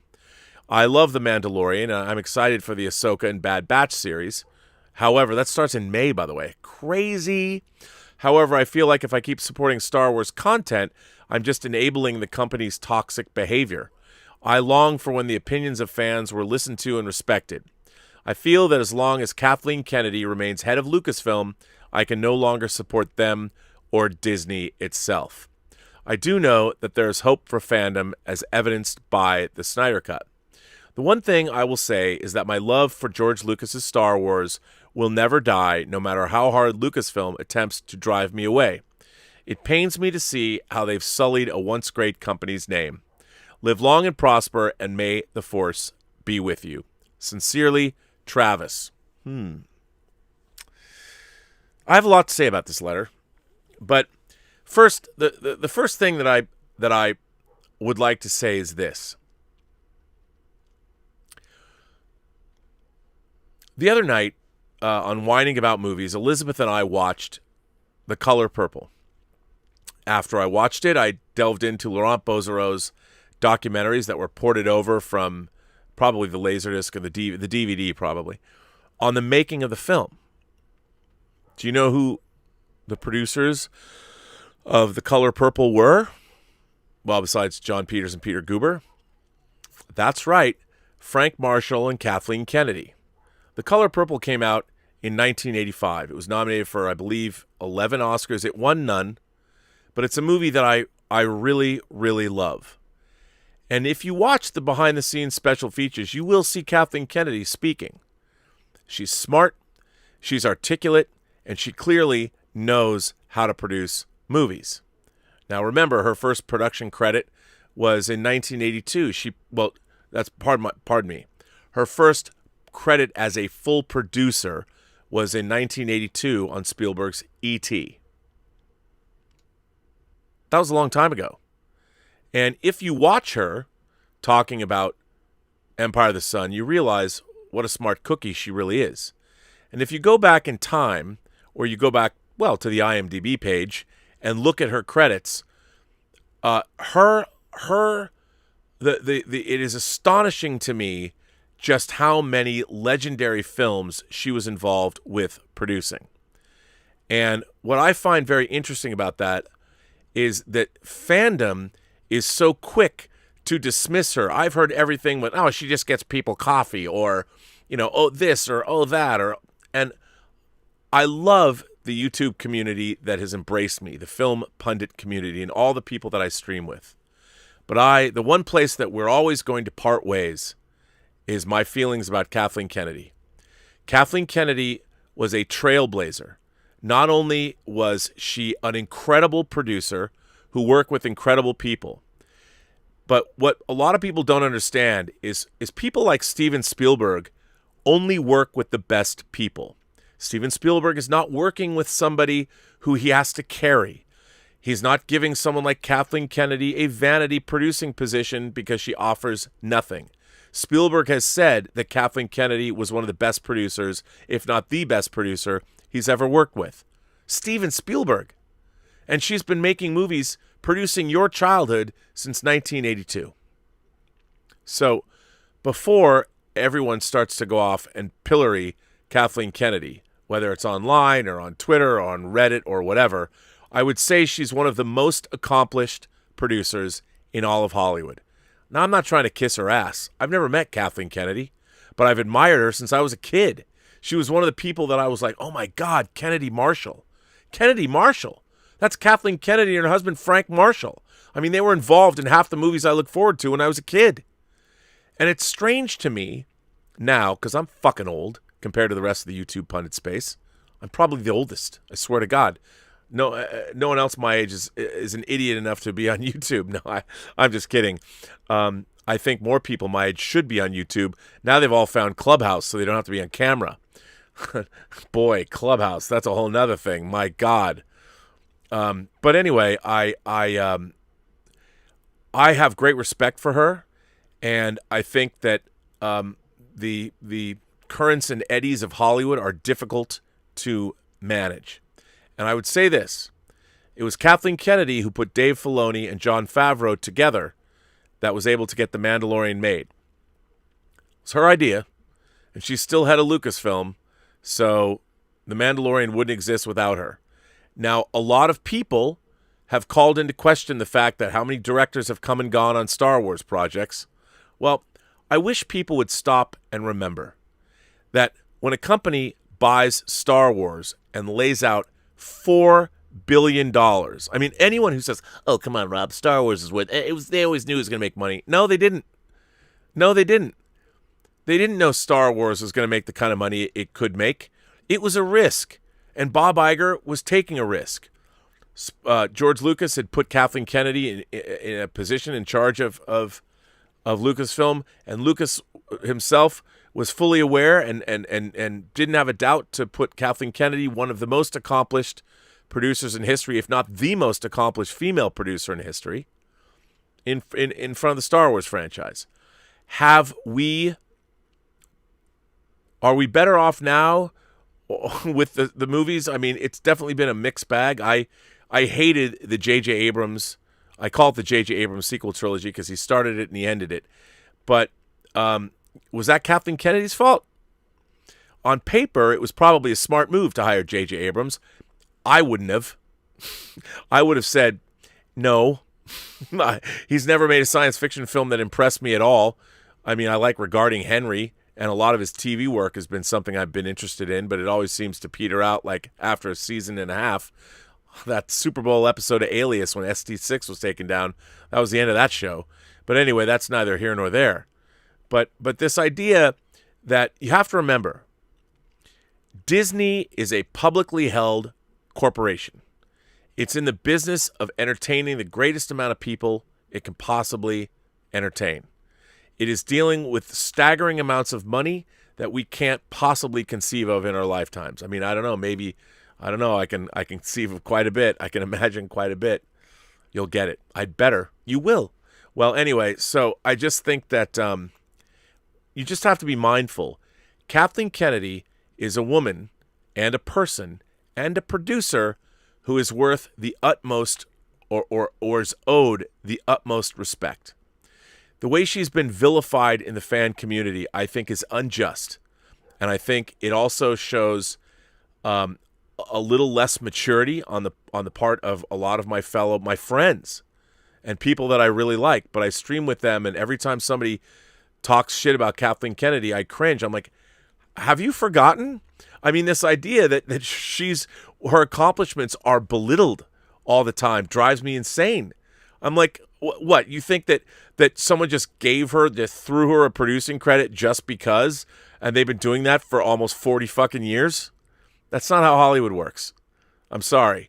When you're doing those kinds of things, Kathleen Kennedy and her husband Frank Marshall are down in the trenches filmmakers. Now, Kathleen Kennedy's responsibilities, I can't even imagine, not just a producer, not just an executive, but there maybe never has been somebody that was placed in a more pressure-filled position than Kathleen Kennedy was when she was put in charge of Lucasfilm, and Lucasfilm was bought by Disney because they expected her to perform in a way that was, I think, above and beyond anything any Hollywood producer had ever had to do in the past. And the scrutiny and the money. I mean, they come out of the gate, oh, great, our first movie's The Force Awakens, and oh, great, it made $2 billion. Because that set a benchmark that was, you're never going to get to that again. Well, Rob, what about the MCU? Look, I love Kevin Feige. I think Kevin Feige, I do not compare and contrast Kevin Feige with Kathleen Kennedy because they're two different people. Kathleen Kennedy is not somebody who is steeped in Star Wars lore. She's not somebody who knows anything about the extended universe. She doesn't know about the Marvel comics. If I said, Kathleen, if I met her for dinner and started talking about Who Jibs or Jackson, she'd be like, who's that? I'm like, Jackson, the giant bunny rabbit in the Star Wars universe. She'd be like, what? Well, what about the Who Jibs? Huh? Well, what about Grand Admiral Thrawn? Maybe she's become aware of Grand Admiral Thrawn, but I bet not. And nor is it her job to. And you'd say, well, Rob, she's running Lucasfilm. I'm like, yes, she's running Lucasfilm, and it's her job to make a film. But filmmaking is a production in terms of, think of it as like an assembly line. Instead of thinking about how movies affect us, the viewer, as we watch them, think about how movies are actually made. And the one thing about Kathleen Kennedy is she came up and she worked with the very best modern directors working in cinema today. The best. And she was used to the best. And I would say that the problems that you have to look at Kathleen Kennedy, she tried to hire people out of the box. Lord and Miller, Gareth Edwards. She tried. She gave people shots. She did some innovative things. And yes, I understand. The Force is female. Those Nike shirts, I get it. I understand that. But here's my point. Don't be mad at the corporations that now control your franchises, because the corporations do not understand those franchises, nor will they ever understand the franchises the way we do as audience members. Our experience of the finished product that they're making is very different from their experience of making that product. And that is something I think that we all have to really remember. So, as a fan, just remember that a corporation that has now spent all this money on Star Wars is looking at... Here's the thing. Disney does not understand, the corporations, the marketing people, whatever, the idea that the sequel toys didn't sell. I could go on. We were talking about it today on Fully Articulated, Az and I could sit down at a marketing meeting with the best marketing executives in the world that have all the most comprehensive data about Star Wars toys. I could get up in that room and I could say, here's why they're not selling. And basically, and here's why the characters in the sequel trilogy, the Disney sequel trilogy, didn't sell. And they'd be looking furiously around their spreadsheets. Why? Tell us the secret. And the answer is because they're not cool. That's what we're talking about on the show today. I mean, maybe people like Kylo Ren and there's fans that like Rey and they want to ship the two of them together. I get it. I understand all that. But those films, there was nothing in there that we were, all the stuff that would have been cool in those movies are the exact opposite of what the marketing people at Disney would tell you. That Han Solo and Chewbacca are cool. How Han Solo was killed was not cool. Han Solo was never allowed to be cool in those movies. Luke Skywalker, Han Solo, and Princess Leia are never together. R2 and 3PO, they're never together in those films. That is, according to those marketing people, they'll tell you that Disney would say, well, no, all of our demographics say that we need to have new characters that appeal to a younger generation. And that's the whole point. We have to create, moving forward, we can't allow the history or future of Star Wars to rely on our old legacy characters. That's what they would tell you in a marketing meeting. That's what the executives at Disney would tell you. That's what Bob Iger would tell you. Actually, Bob Iger might tell you something different.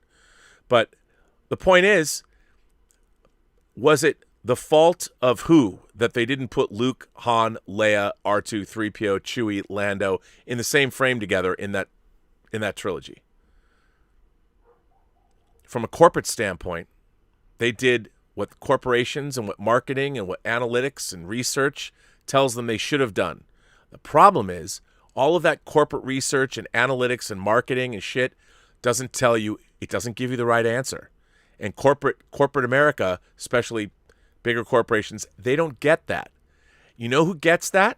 You know who would be the first person to come in and say, yeah, no, ixnay on that. We're going to put all the main characters together. I read this script and you never have Han, Leia, Luke. They never get together. Yeah, we're not going to do that. You know who would know that? You know who would have said that right off the bat? I'll give you one guess. His name starts with a Kevin Feige. Because Kevin Feige understands. Why does he understand? Because he was a fan living in the fan space. He went in and became a professional, PA'd for Richard Donner, worked on 13 Marvel movies before the MCU, and he knows the answer to that. Kathleen Kennedy's worked on lots of different movies, but she's not a fan. What she is a producer. A producer, you know what a producer is? A producer is a fan of the project they're making right now. And you know what they're a fan of? Producers usually, and I'll say this right off the bat, most producers are thinking about, okay, what do you need? When do you need it? How much do you need of it? And how much is it going to cost? That's what a producer does. A producer is like a general moving men and machines and personnel, men and women and people around, personnel around to accomplish a goal. They're fighting a battle. If you were to ask a producer, well, tell me about what's your favorite starship in the Star Wars universe? I mean, what did you like? Like, do you like this Corvette class, or do you like these Carillion freighters, or do you like something built at the Kuwait shipyards? I mean, what are you into? Kathleen Kennedy would be like, what did you just say? She wouldn't know what the fuck you just said. And nor should she. It's not her job to know. That's why she hires people that are supposed to know their jobs. What happened with the Star Wars universe is that, unfortunately, everybody working on the sequel trilogy had a different agenda. They had a different agenda. Bad Robot thought they could muscle in and get, this is a lucrative opportunity, because Bad Robot is thinking holistically. That's why J.J. Abrams wanted a $500 million deal with Warner Brothers. It doesn't matter what the fuck he's making. I mean, sure, he loves Star Wars, but when he gets in there, it's like, why the fuck does C-3PO have a red arm? So, hey, Bad Robot can get some of that cheddar. Seriously, why does the Millennium Falcon not have a circular dish anymore? It's got a rectangular dish. Why? Because everything that had the Millennium Falcon, everything they sold with the Millennium Falcon with the rectangular dish, some of that went to Bad Robot. It's not what you deserve. It's what you negotiate. And Bad Robot was looking for a lucrative place to print money. It didn't work with Star Trek. Didn't work with Star Wars. So they got Warner Brothers to give him $500 million. Welcome home, boys. I know you've never been here before, but that's what they were looking for. So here's the thing. Forget all that. Concentrate on what it is that you love. And what I love right now, Mandalorian. I love all that. I love what they're doing with the Mandalorian and all that. The situation with Cara Dune. The situation with, I understand. I get it. But you have to understand something. What was going on internally, what we love about Star Wars, and what happened to Gina Carano was shitty. It was shitty. And we can talk all about all the hypocrisy that we want. But the fact is that what happened to Gina Carano had nothing to do with Star Wars. It had everything to do with a corporation and what a corporation's image has to be. So don't hate Star Wars, because you should love Star Wars all you want. And don't hate Kathleen Kennedy. Hate the fact that a corporation like Disney, yes, are they hypocritical? All those things. I'm not going to argue with you. But Disney invested $4 billion of money, which, by the way, was a huge risk. And you know what? We got Rogue One out of it. We got, I kind of liked Solo. We got The Mandalorian, and I would suspect that most of the Star Wars TV shows that we're going to get are going to be pretty great. Do I love The Mandalorian? I don't even love The Mandalorian. I don't love it. But you know what? I think that Star Wars could be so much more than The Mandalorian. But for what it is, it's pretty fucking cool. And I choose to move forward with Disney knowing that they're making The Mandalorian. What happened to Cara Dune and what happened to Gina Carano fucking sucks. It sucks. And she got shafted. However, you also have to take into consideration that she knew what she was doing. Everyone's a big boy now and a big girl or a big Alderanian. And she knew. And when you're working for Disney, I think all of us would understand. I mean, they were calling Disney Mauschwitz in the 80s, under Eisner. So, and Katzenberg. So it's like everyone knows this. Don't hate Star Wars. Hate the fact that corporate America and artistic America will always be at loggerheads. And that fans, now I understand, you know what? Do I think Pablo Hidalgo should have attacked Star Wars Theory? No. I think Star Wars Theory, I like Star Wars Theory a lot. I've streamed with Star Wars Theory, and that was shitty. That's something you don't do either. Fans, I hate to say it, but there's an attitude that fans are going to show up anyway. There is this attitude because corporate America doesn't understand fandom. It never will. We're weird. We're strange people. We're strange folk. They don't understand, God love William Shatner. I love William Shatner. I directed him in a movie. I wrote and directed a movie that William Shatner stars in. My idol. But I wouldn't sit down ever with William Shatner and have a Star Trek trivia contest with him. One, he wouldn't know the answers to any of the questions. And two, he would hate me for even putting him in that position. He'd be like, let's go to the equestrian center and let me tell you about my horses. He has no interest, and nor should he. And it's up to us to understand why that is. We have to be better than that. It's up to us as fans to set the tone. Corporate America is not going to change the way they do anything because at the end of the day, their bottom line is their bottom line. And that's the way they work. And they don't hate the fans. They don't. But they don't think of us as fans. We're consumers to them. We're consumers, rightly or wrongly. And, I think it's best when creators have great relationships with their fans. And you have to say, I know it's money making and all that, but think about the fact that it is Disney kept up the tradition. They're putting on the Star Wars celebrations. They're actively encouraging all kinds of fandom. Yes, underneath the Disney umbrella, it fucking sucks. I get it. I understand. But they did buy Star Wars, and I think that overall, when I looked at that presentation that they made at the Disney investor meeting and showed how many shows they're making, and if we're already loving The Mandalorian, and if the continuity between the animated shows, I think Star Wars has a really great future. And I think it would be a shame to miss out on it. That's just me. Are we still going to yell and scream and bitch and moan and complain? Yes, as we should. No one's going to tell me not to stop complaining about Star Trek. You know what's going to stop me complaining about Star Trek? Make good Star Trek. Not everyone, but people love The Mandalorian. That's how you make people stop bitching about Star Wars. You make good Star Wars. Hey, if the people that are working on Star Trek now could make good Star Trek, I'd stop bitching. I don't have any faith that they can. But what's interesting is the powers that be at CBS do, or they've got I mean, again, Secret Hideout, they signed a great contract. They got what they negotiated, and more power to them. All those guys and girls over there and at Bad Robot, their adjunct company or whatever, good for you. Good for you. Good for you getting paid. And everyone's getting paid and everyone's trying their hardest. But you know what? Try harder. But that's kind of the way it all works. I think we as fans, it's up to us. How do we want to be treated? How do we want to be treated? We have to set a tone. We're the ones that have to show, we're the ones that have to take the fanatic out of fan. That's all I'm saying. So, I'm sure that might not make me popular in some quarters, but for every place that lets us down, look at the Snyder Cut. A victory of fandom. And I would say, look at that fact that fandom now coexists.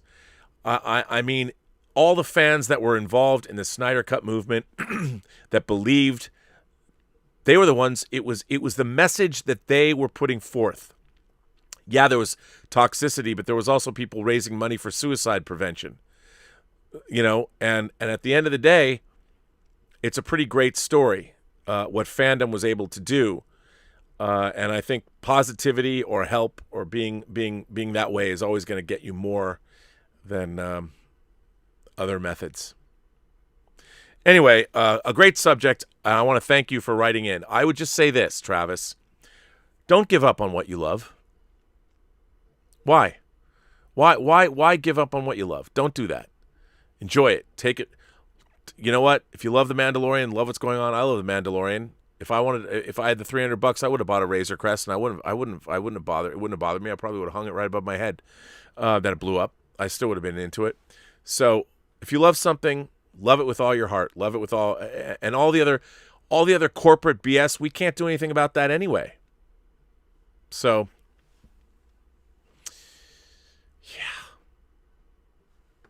yeah. Where was I?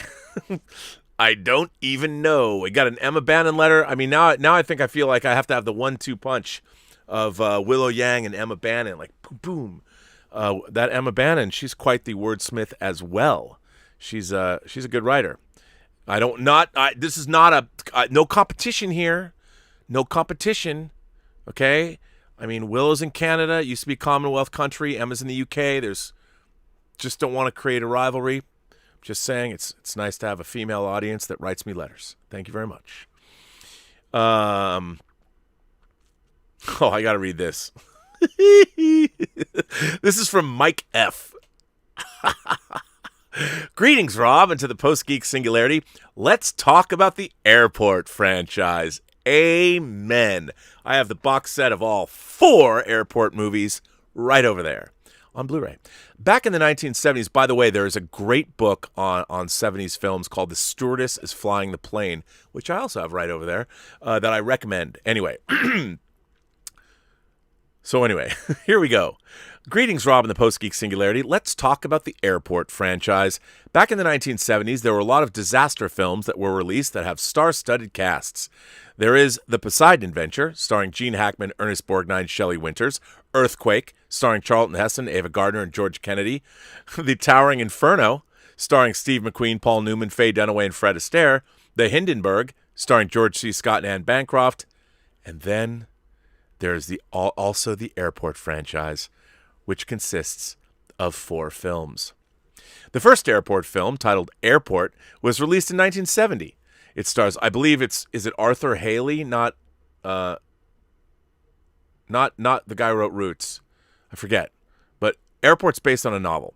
The first Airport film, titled Airport, was released in 1970. It stars Burt Lancaster, George Kennedy, Jacqueline Bisset, Dean Martin, Gene Seberg, Maureen Stapleton, and Helen Hayes, who won an Academy Award for her performance in this film. Airport centers on an airport manager trying to keep his airport open during a snowstorm while a suicide bomber plots to blow up a Boeing 707 in flight.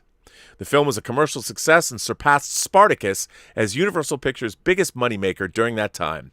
The film also received 10 Academy Award nominations, including Best Picture and Best Adapted Screenplay. It won only one, which is Best Supporting Actress for Helen Hayes. If you watch Airport, it's not really a pure disaster film, as the bombing doesn't happen until around the end of the second act. Much of the film is about the lives of the airport workers, flight attendants, pilots, and the passengers. It's more of a dramatic film, if I would categorize it. I kind of like the film, but it's not high art by any means. The success of Airport led to the 1974 film Airport 75. It stars Charlton Heston, Karen Black, Gloria Swanson, Sid Caesar, Linda Blair, Helen Reddy, and George Kennedy again, reprising his role from the first film of Petroni. I added Petroni there.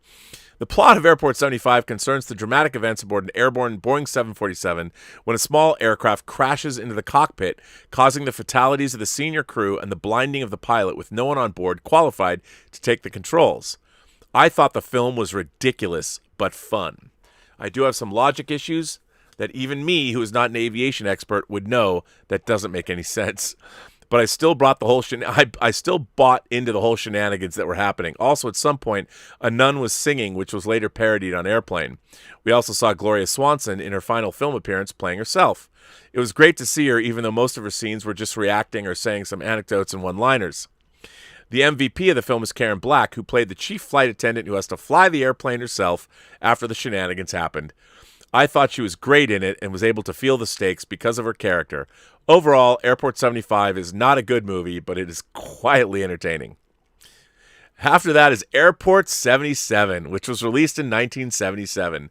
It stars Jack Lemmon, James Stewart, Lee Grant, Olivia de Havilland, Christopher Lee, Brenda Vaccaro, and George Kennedy coming back in his role of the franchise once again. Who would have ever thought that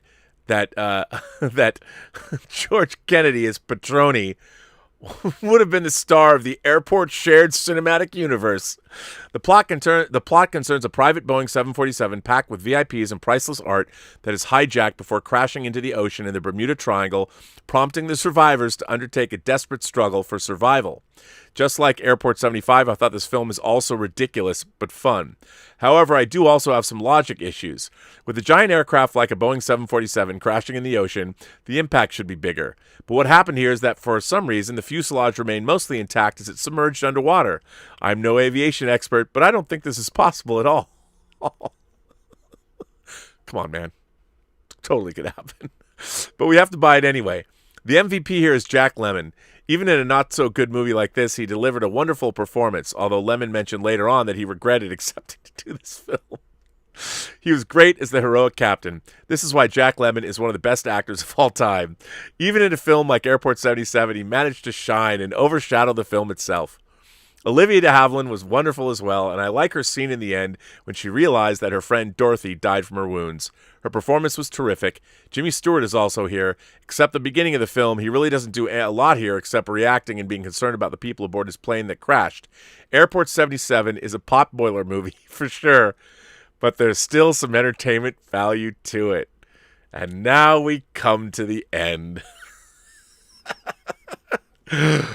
The fourth and final film of the franchise is The Concorde Airport 79. It stars Alain Delon, Susan Blakely, Robert Wagner, Eddie Albert, Cicely Tyson, and of course, George Kennedy, reprising his role yet again. Here's the plot, per the IMDb. In order to survive a flight headed for the Moscow Olympics, passengers of the Concorde must endure aerial acrobatics to dodge missiles and survive a device that decompresses the plane. I haven't seen the film yet, so I cannot comment about it, but if you've already seen it, Rob, I would like to hear your thoughts. But based on reading that premise, it already sounds ridiculous. Okay. Anyways, that's all my letter for now, and I hoped you enjoyed looking back on the Airport franchise. I wouldn't mind if you would do a whining about any of the films because I think it would be entertaining, or even any of the 70s disaster films. Thank you for reading, and live long and prosper. That comes from Mike F. Bruh. I can't believe you wrote me a letter without seeing The Concorde, Airport 79. The Concorde, Airport 79 is absolutely one of the greatest god-awful movies you'll ever see. I kid you not, when you get to the end of the movie, you are going to sit there slack-jawed, gobsmacked, dumbfounded by what you have just watched. Okay, let me just give you, I've said this on the show before. So Alain Delon and George Kennedy Petroni, coming back for a fourth time into the airport franchise, are in the cockpit of the Concorde. And Sylvia Crystal, who played in the Emmanuelle films, the great softcore epic directed by Just Jochen. If I know, right? That's his name. So Sylvia Crystal, who was Emmanuelle, who everybody had seen, have sex on screen or whatever. Emmanuelle, she comes in like as the head stewardess. This is an actual line. This is an actual exchange from Concorde Airport 79, and this tells you everything you need to know about this movie. So they're talking, Alain Delon, who's this impossibly handsome French actor, and George Kennedy, who is a portly, big bear of a man, an American if ever I met one. And Sylvia Crystal's in the cockpit, and she's like, you pilots, you're such men. George Kennedy looks at her and goes, they don't call it the cockpit for nothing. I kid you not. That's actual dialogue from the film. Now, as a child of the 70s who loved building model kits of airliners, I loved 707s, I loved 737s, I loved DC-10s, I loved 747s, and if you could get a Concorde model, that was the shit too. But there was nothing, the reason that I loved to build models of airliners, my favorite, by the way, was the 747. I had a Braniff International 747, which had the orange and the white tail, BI. I think, isn't that like at the end of South Park? Is it Braniff? They use Braniff. Braniff International is long gone. But my favorite airliner I ever built was my orange Braniff International 747. Why did I love building airliners? Because of the airport franchise. I loved the airport movies. As a kid, what is better than a small Cessna colliding with a 747 in the sky, leaving a giant hole in the 747, and the everyman, in this case Karen Black, has to fly the plane and land it. This was my fantasy. I was like, I want to be on a plane. I'd never flown. When I saw Airport and I saw Airport 75, I had not flown on a plane before. I didn't get to fly on a plane until till later, 75, 76. And I'll tell you this, you're going to love this. The first time I went to Universal Studios in 1976, my grandmother was suffering from terminal cancer, and we didn't know that, my mom's mom. And so in her last leg, she took us on this whirlwind trip to California. We went everywhere, and I got to go to Universal Studios. I went on the tour. And while we were on the tour going around in the tram, this is a true story, and you know the movie. They were filming the miniature sequence when the 747, Jimmy Stewart's 747, hits the oil derrick in the ocean as it's coming down and crashes into the Bermuda Triangle. As I got to watch that being filmed as a little kid, it was the coolest fucking thing I had ever seen in my life. They were making Airport 77. I'd seen Airport, and I'd seen Airport 75, and I didn't even know that they were making an Airport 77. How are you going to know that? And I'm on the tram tour, and they're going, and here they're filming Airport 77. I mean, as a young budding imagination connoisseur, I cannot begin to tell you when they, and I, as a model builder, as a kid that was building, I built models my whole life. There was a giant model 747, and it smashes, they had the painted backdrop because it's stormy skies, and it hits the oil. It was perhaps, at that time, the greatest moment of my life. So yes, I love the airport movies. Love them, love them, love them. But I kid you not, you have to write a letter. Even if it's just a few sentences, you've got to write a letter after you watch Airport 79. You have to. Because you're not going to believe it. And watch out for those special effects. Special effects. You're not going to, just please. Keep a notepad and a remote and keep starting. Just, or better yet, you should make a reaction video to the movie while you watch it. I will put it on the channel as its own video. Airport 77, yo. By the way, I highly recommend, if none of you have watched Airport 77, please. I mean, pardon me. The Concorde Airport 79. I like Airport 77, not just because I saw it. It's also the first appearance of a Laserdisc. The MCA, who had bought the Laserdisc technology, they were the first people to put out Laserdiscs. Airport 77 shows a Laserdisc for like the first time. Jimmy Stewart's message to his guests is like it's on a Laserdisc.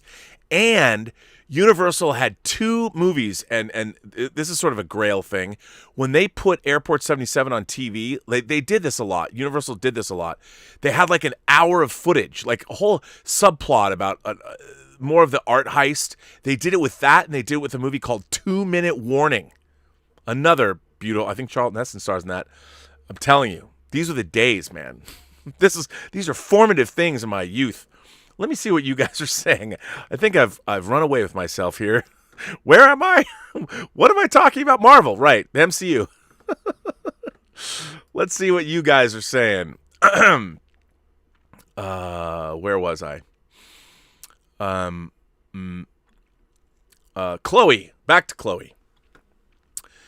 Chloe says, does having product placement in movies take away or help with the story? Even though product placement helps with the budget, would you as a filmmaker put a product in your movie that does not directly tie in or help the budget of the film? Well, here's the thing.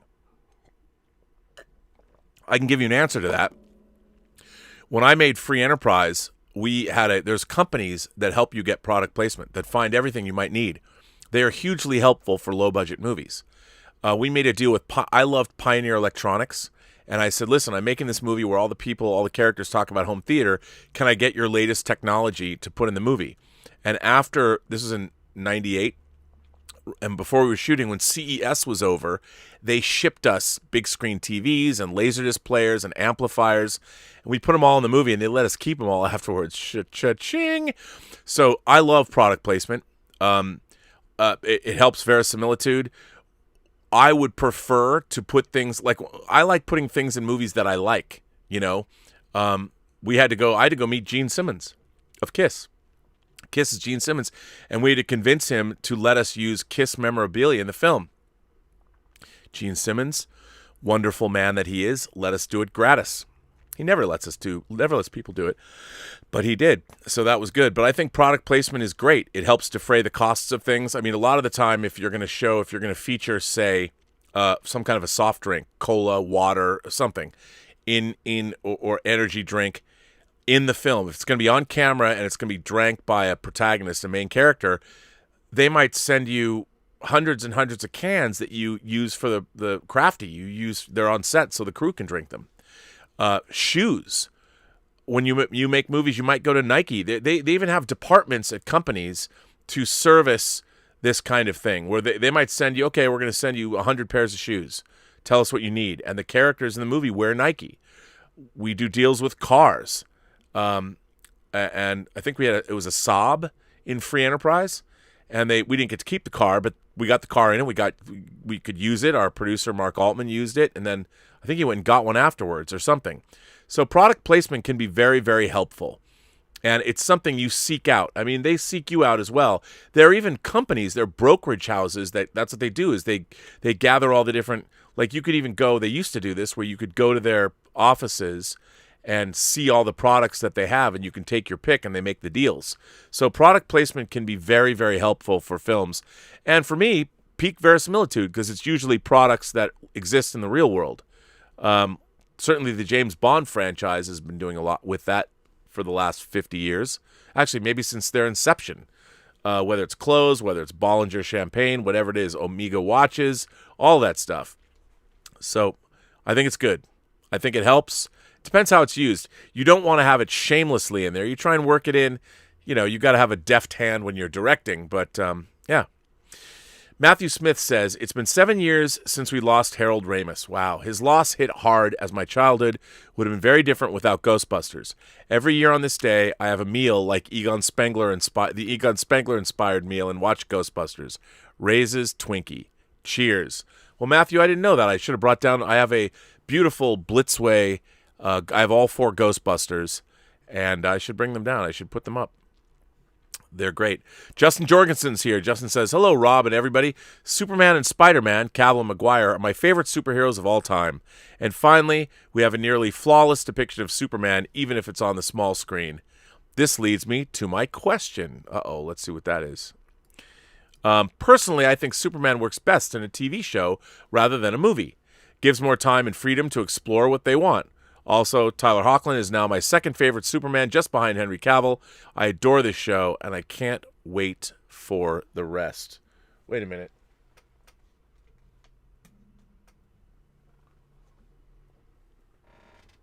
Come on, man. What about this guy? I know, everyone's got their favorite Superman, but here's my Christopher Reeve hot toy, which I still love. I love this hot toy. I brought it out, but I just thought since you're talking Superman, any chance to show this again, there you go. Put this down so it doesn't fall. I don't want him to fall. That would be bad. I really liked Superman and Lois. I thought it was good. Can't wait to see where it goes. I'm glad you dug it too, because I love it when fans like stuff. It's always a good thing.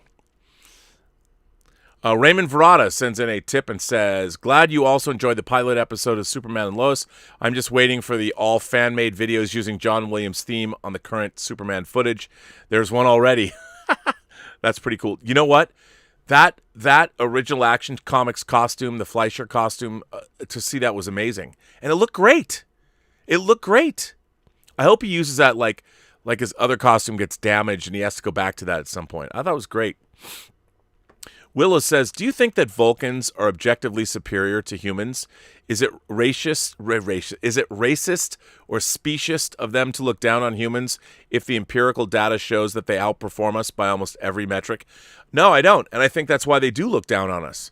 But I think that again, human beings have things about us. See, this is, I think in a way, what you're saying is Vulcans look at the universe corporately. Kind of like Disney looks at Star Wars, and they look at, it's a great example. The Vulcans look at human beings the way Disney looks at Star Wars fans. Their data is correct. They outperform us by every metric.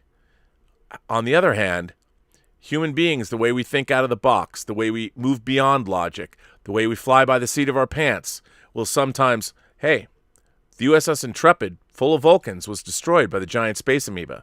The Enterprise wasn't. So there you go. I would say that, yes, the Vulcans do look down on us because from their logical perspective, they're not wrong.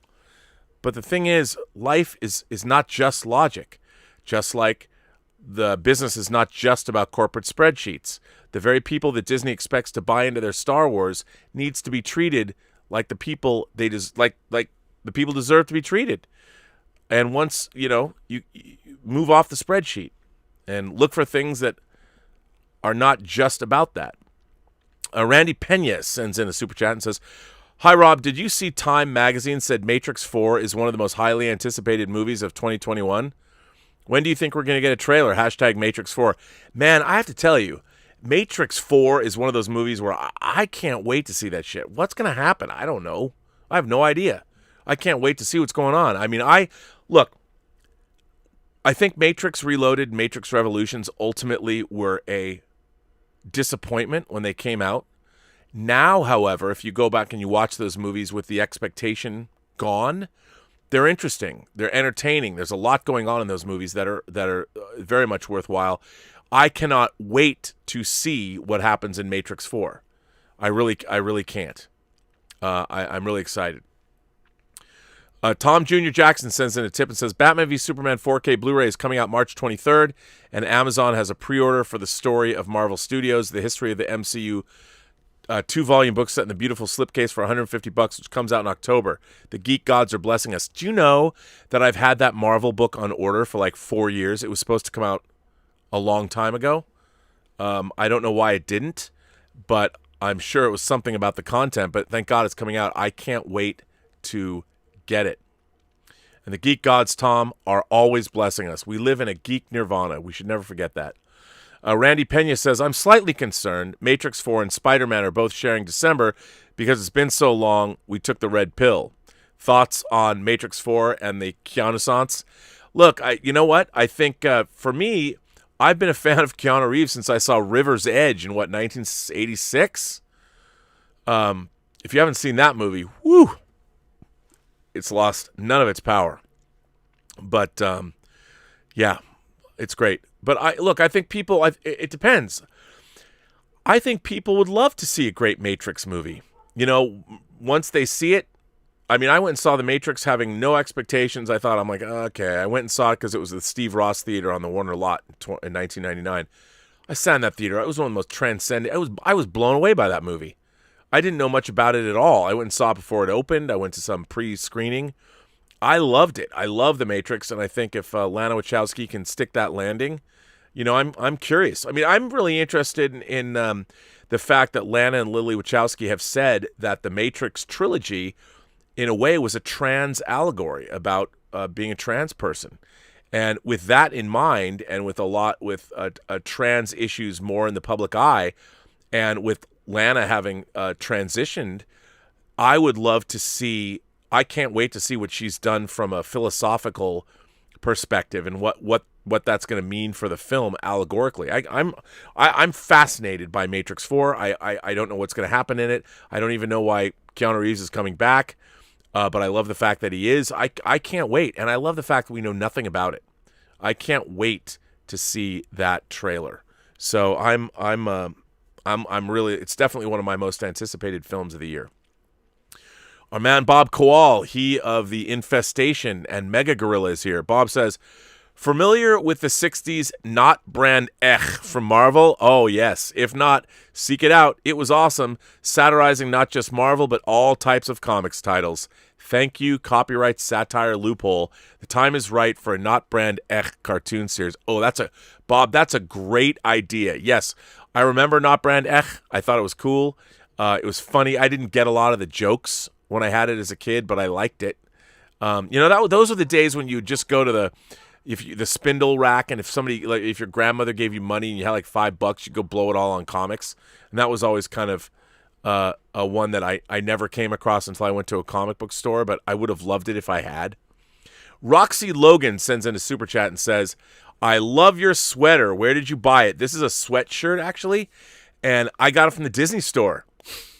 I mean, it popped up a week ago, and I'm like, oh my God, it's Monica Rambeau's sweatshirt. It was literally in Facebook, and I was like, oh my God. I didn't even think twice. I'm like, click. I had to have it. By the way, I love this. It feels good. It fits well. I love that this is, again, it's like Disney apparel, which is probably polyester or whatever, and it probably might be overpriced. I think this was like $45, but I had to have it. I had to have it. And it came in the mail right before I went on the show. So I switched sweatshirts and put this on because it's badass. I love it. I love it. But thank you for noticing. Fernando Barrero sends in a super chat and says, hi, Rob. Which Cinefex issues do you own? All or certain ones you wish you had? Also, how much and why did you enjoy one of my favorite shows, UFO? First of all, I have all the issues of Cinefex. Actually, that's not true. I'm missing a few of the last ones that come out. But I have most of them, and I bought them on the newsstand, and then I had a subscription. So, yeah. And now the second part of your question is how much and why did you enjoy one of my favorite shows, UFO?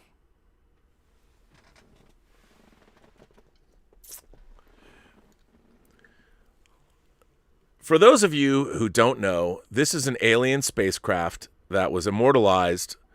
I think it was made by Derek Mettings, but it was in the great Jerry Anderson, he of Thunderbirds, Stingray, Fireball XL5, Supercar, Captain Scarlet and the Mysterons, Joe 90, Terrahawks, Journey to the Far Side of the Sun. UFO was his first live-action production. UFO is one of my favorite TV shows of all time. I would love to reboot it. I think we've got a great idea on how to do that. Me and Bill Hunt came up with a take on UFO. So anyone out there, ITV, come on, let us do it. UFO is one of my favorite TV shows of all time. Now, yes, when I saw it as a little kid, I was attracted to the mod future depicted in the show. It runs 26 episodes. There isn't a lot of continuity in it, but it's a dark, surreal, frequently violent, sexy show that was inspired equal parts James Bond and 2001. The premise of UFO is simple. There is a covert war going on Earth. A dying alien race is coming to Earth and stealing human beings and harvesting their organs and for hopefully to stave off their inevitable death. It's not working very well, and they're increasingly desperate. The only people that stand in opposition to this is Shadow, SHADO, the Supreme Headquarters Alien Defense Organization, led by one of my favorite characters in any television show, sci-fi, fantasy, whatever, Ed Straker, played by the one and only Ed Bishop. He's amazing, and it's lonely at the top, but he's fighting. Shadow is a multinational organization. The countries of the world have all band together. They have things like moon bases, a fleet of submarines, a fleet of tanks, all kinds of aircraft, and they're protecting the Earth from these alien incursions. And sometimes the aliens use psychological devices. Sometimes they use technology. Sometimes they brainwash people. They can stop time. I mean, it's crazy. 26 episodes, but it's also just the coolest show you'll ever see. The design work, it's just mod and happening, and it's swinging London. The show is made between 1969 and 1971, and it is set in 1980. Although there are flashbacks. The first episode goes back to 1970, and there's a couple of episodes like Confetti Check A-OK that show the establishment of Shadow, which is amazing.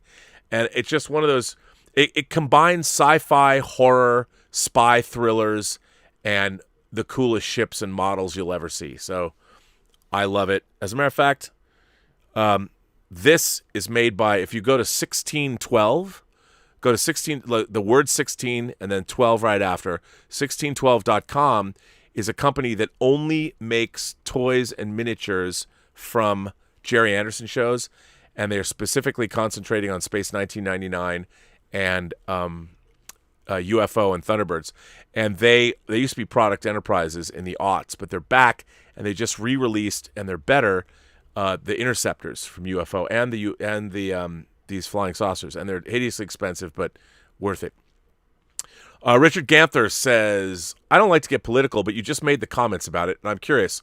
What are your feelings on Disney issuing a statement about anti-discrimination toward Asian Americans in regards to the Chinese New Year, while literally thanking the paramilitary group directly involved in forcing millions of people within China into concentration camps in China?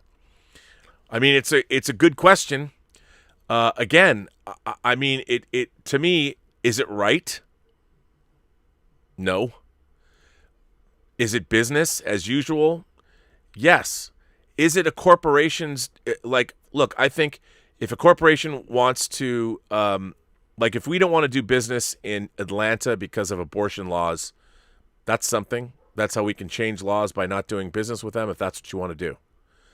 But a communist country like China, things are very, on one hand, they pretty much control the economy of the United States by holding a lot of paper on us. Two, they have a gigantic film market, which means Disney, which has theme parks in China, and Disney wants their box office dollars. Do the people of China, are we against the people of China or the government of China? It is a very thorny issue. But the idea that you're not going to do business with one of the largest countries and one of the largest markets in the world is science fiction. It's you can't expect a corporation is not in the business necessarily of trying to change human rights. I mean, should it be? Sure. I think so. But at the end of the day, is it Disney's job, or is it the job of the American government to pressure the Chinese government to resolve human rights? Look, do I think that we should have to deal with China at all? Should we deal with a communist country? Should we deal with a country that will violate human rights at the drop of a hat, that doesn't care about freedom, that doesn't care about the rights of their citizens? If somebody says something wrong, they get taken away. I wouldn't want to deal with those people, but what's the alternative? To not deal with them? How does a business that has to work globally, are you going to become crusaders? It sucks. It sucks, and it shows just how difficult it is to navigate the waters that we live in. You know, which injustice are we going to go after? Is it going to be China? Are we going to go to Africa? Are we going to go to the Middle East and fight for gay and LGBTQ and women's rights in very fundamentalist Islamic countries? Which battles are we going to fight? The world again is fucked up, and the question is, if we're going to go fight one battle over in China, why aren't we fighting all the other battles that are being fought around the world? And is it our job? Are we the world's policemen to do that? It's tough, man. I mean, I would prefer we don't do business with those people, but that is unrealistic. It's unrealistic. We couldn't function without a relationship with China. And the fact is, lesser of two evils, it's horrible. It's horrible. I don't even know, just from a cursory point of view, and I don't really know all of the details of all of this stuff, with the Uyghurs and all that. It's terrible what's going on there. What they're doing, terrible. But it's not terrible enough that we won't do business there, is it? You know, that's the thing. Will we step up and fight for the right of all humans around the planet to live the lives that they deserve to live? Will anybody? I don't know. I don't know if we can. And it sucks. But what is the alternative? And I don't have an answer for you because, I mean, I would say we can't deal with those people. But we have to. So, it's a bummer. I don't have an answer for that one. Evan Newman sends in a tip and says, with all this Justice League metal talk, yes, it got me thinking. Could we really use a full-on, balls-to-the-wall, melodramatic, Legend and Excalibur-esque metal movie? I'm talking swords, lightning bolts, magic, huge boobs, and dudes with 16-pack abs. Bring it on, man. Evan, yes, fuck yeah, we do. Fuck yeah, bring that shit on right now. Yeah. But here's the thing. If you made that movie, then suddenly it's about toxic masculinity, and it's sexist, and this, that, and I would just say, like, yeah, well, you know what? If we lived in a world where everybody's feelings were considered and everybody was treated equally, and I'm sorry, am I bothering you? You know, I'd rather live in a world where people are competitive, people are passionate, people get turned on by a lot of different things. Whatever turns you on, the fact that you're getting turned on is okay. And then you hear the thrash metal, you hear the guitars, you hear just the thunderous bass. I mean, I got to tell you, I think the world is better off with rock and roll than without rock and roll. And I think we're moving toward a world that will have no rock and roll. We'll have no joy. Everybody will just have to tiptoe around everyone else's feelings. You can't feel lustful. You can't, and I don't mean that you should act on this in an improper manner. I'm saying this for all of us. All of us get passionate. All of us should feel lusty. All of us should just drink in life, man. And you know what? Everybody needs a good metal concert now and again. Everybody needs to put on Operation Mindcrime and listen to it, the entirety of it, beginning to end. So yes, I think somebody should make the ultimate metal movie. Why not? Bring it on. The King sends in a super chat and says, I saw a copy of Stinger on your bookshelf. I always wondered why none of McCammon's works have been adapted for film. Stinger and Swan Song are film ready. First of all, I am a huge Robert McCammon fan. And one of my dream film projects, I was hoping that I have like 10 dream film projects real big that are close to my heart. Robert McCammon's novel, They Thirst, is one of them. And I love Robert McCammon. You know, Swan Song, everyone loves Swan Song. It's good, but it always felt a little Standish to me, a little too much like The Stand. He has had some of his work adapted. As a matter of fact, William Friedkin of Exorcist fame. Ooh, I'm going to go find this for you right now because you should watch this. William Friedkin adapted a Robert McCammon short story for the mid-'80s Twilight Zone. Hang on. And I'm going to put this in live chat. Called Nightcrawlers. with music by the Grateful Dead. And let me find it. I'll put it in the live chat. Here it is. I'm going to put this in the live chat for you. And I loved the mid-'80s Twilight Zone. I don't know if anybody else did, but I loved it. And this is one of the best episodes of the show. Now, I just put that in the live chat. Now, you have to understand when you watch this, and it's only 20 minutes. It's only 20 minutes long. It was directed by William Friedkin of Exorcist fame. And but just know that it was one of the first shows that was posted on videotape. So even though it was shot on film, it looks gauzy. It doesn't look nearly as good as it should. But it's one of my favorite episodes of the mid-'80s Twilight Zone, which ruled. But it's based on a Robert McCammon short story. And there's a couple other things that have been adapted, but I would love to see one of his books made. They Thirst. There's a guy I knew that was trying. It was an incredible script, incredible story that should absolutely, now it would play better than anything else. But there's a story he wrote called Night Calls the Green Falcon. And it's a beautiful story. And in our post MCU era, it's a different kind of a superhero movie. But if you haven't read it, look up Robert McCammon's story, Night Calls the Green Falcon. And it's great. And there was, you know what? I don't remember the name of the guy. Like, he had the rights to it. I think he started Red 5 Comics.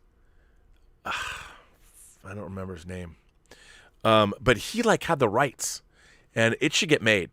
It should get made. But I'm a huge fan of Rob McCammon.